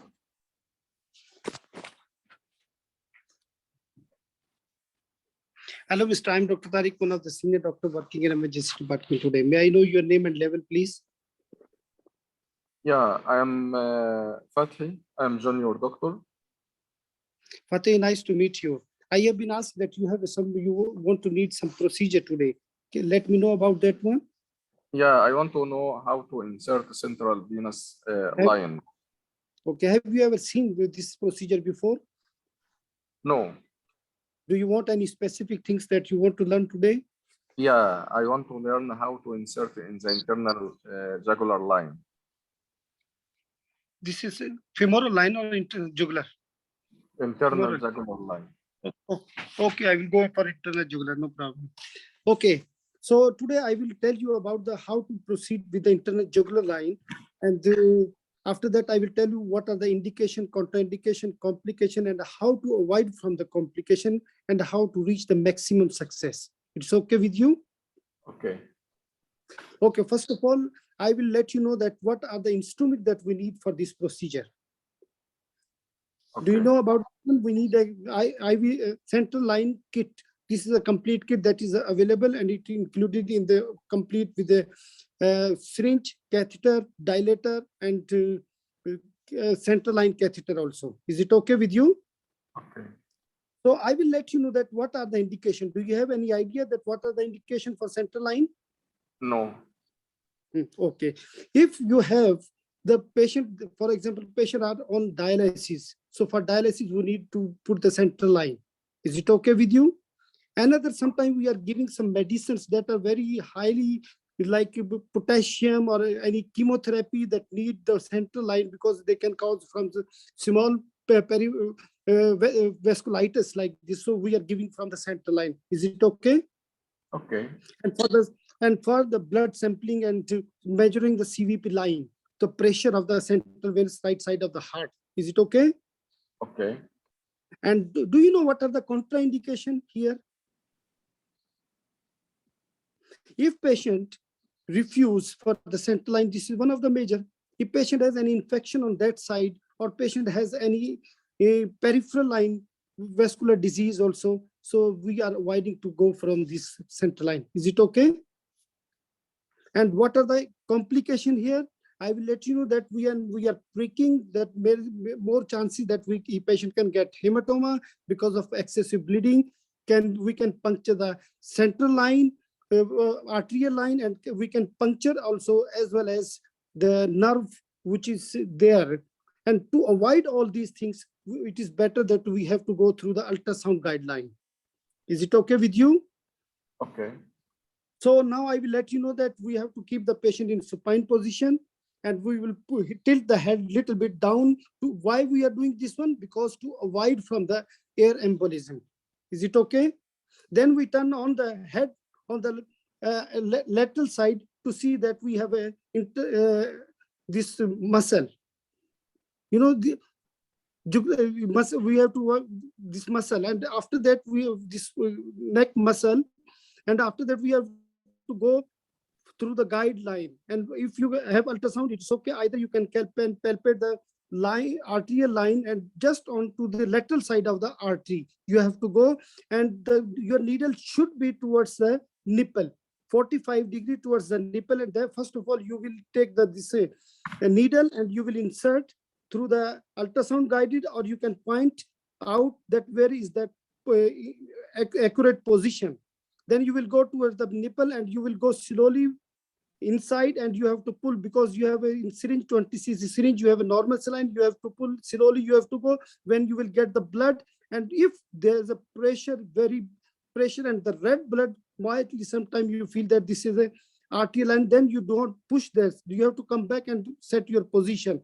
When you will get that the blood is not very red and there's a pressure is lightly, when you will pull, so it is only that you will get that is a proper position. Then you have to remove and put the guide wire inside slowly. And when you will put the guide wire inside, you feel that it's very freely going inside. If you feel there is a resistance, you have to adjust the point.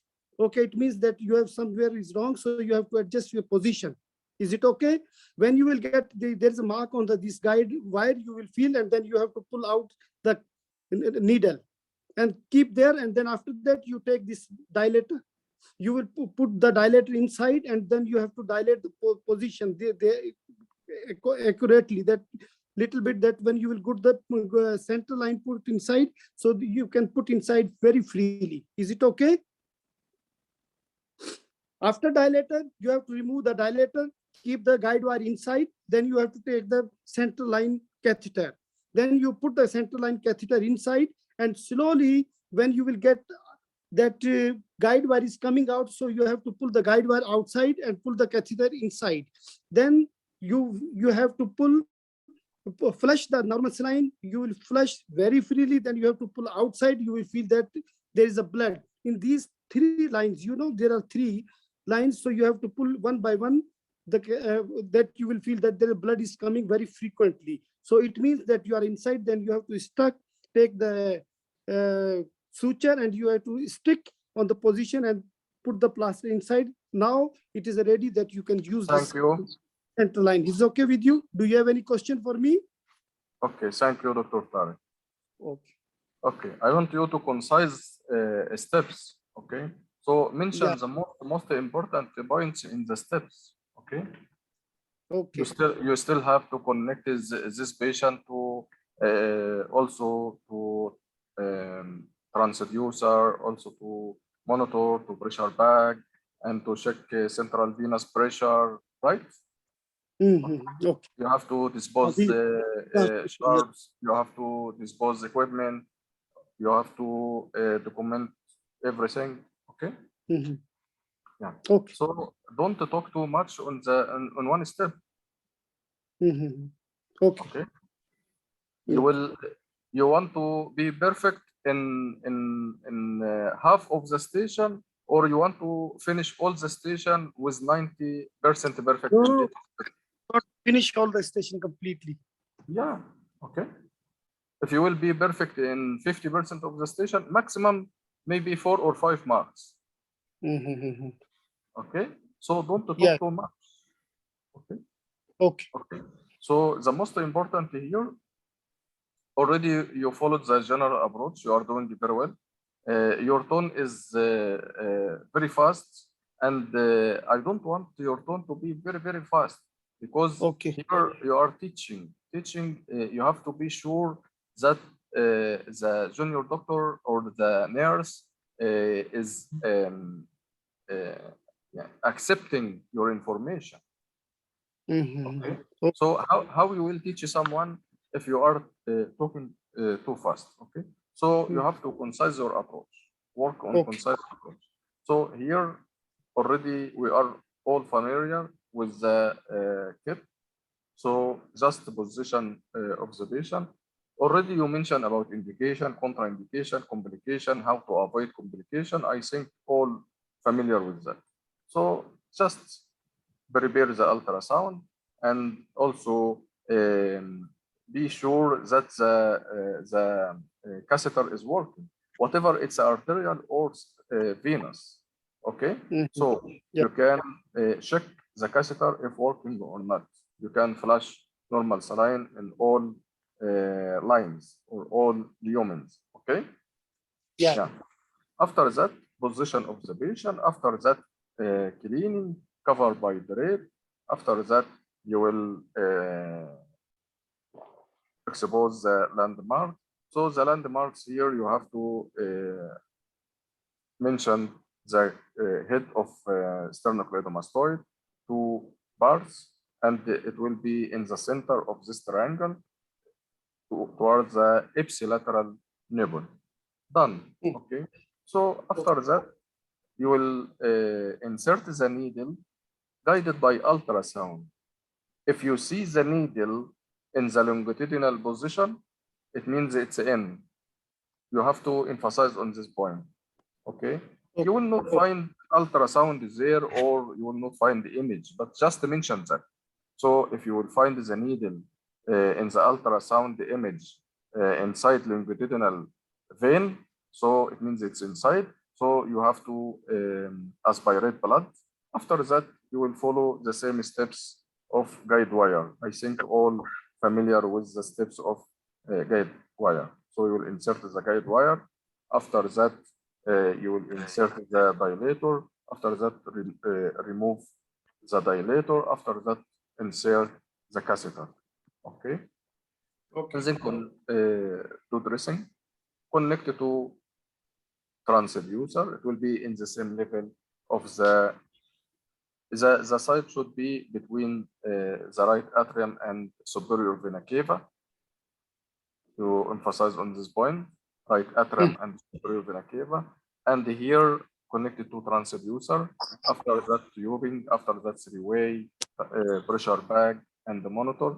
And here also the zeroing will be the same. So here the 3-way should be off towards the patient. It means open towards what?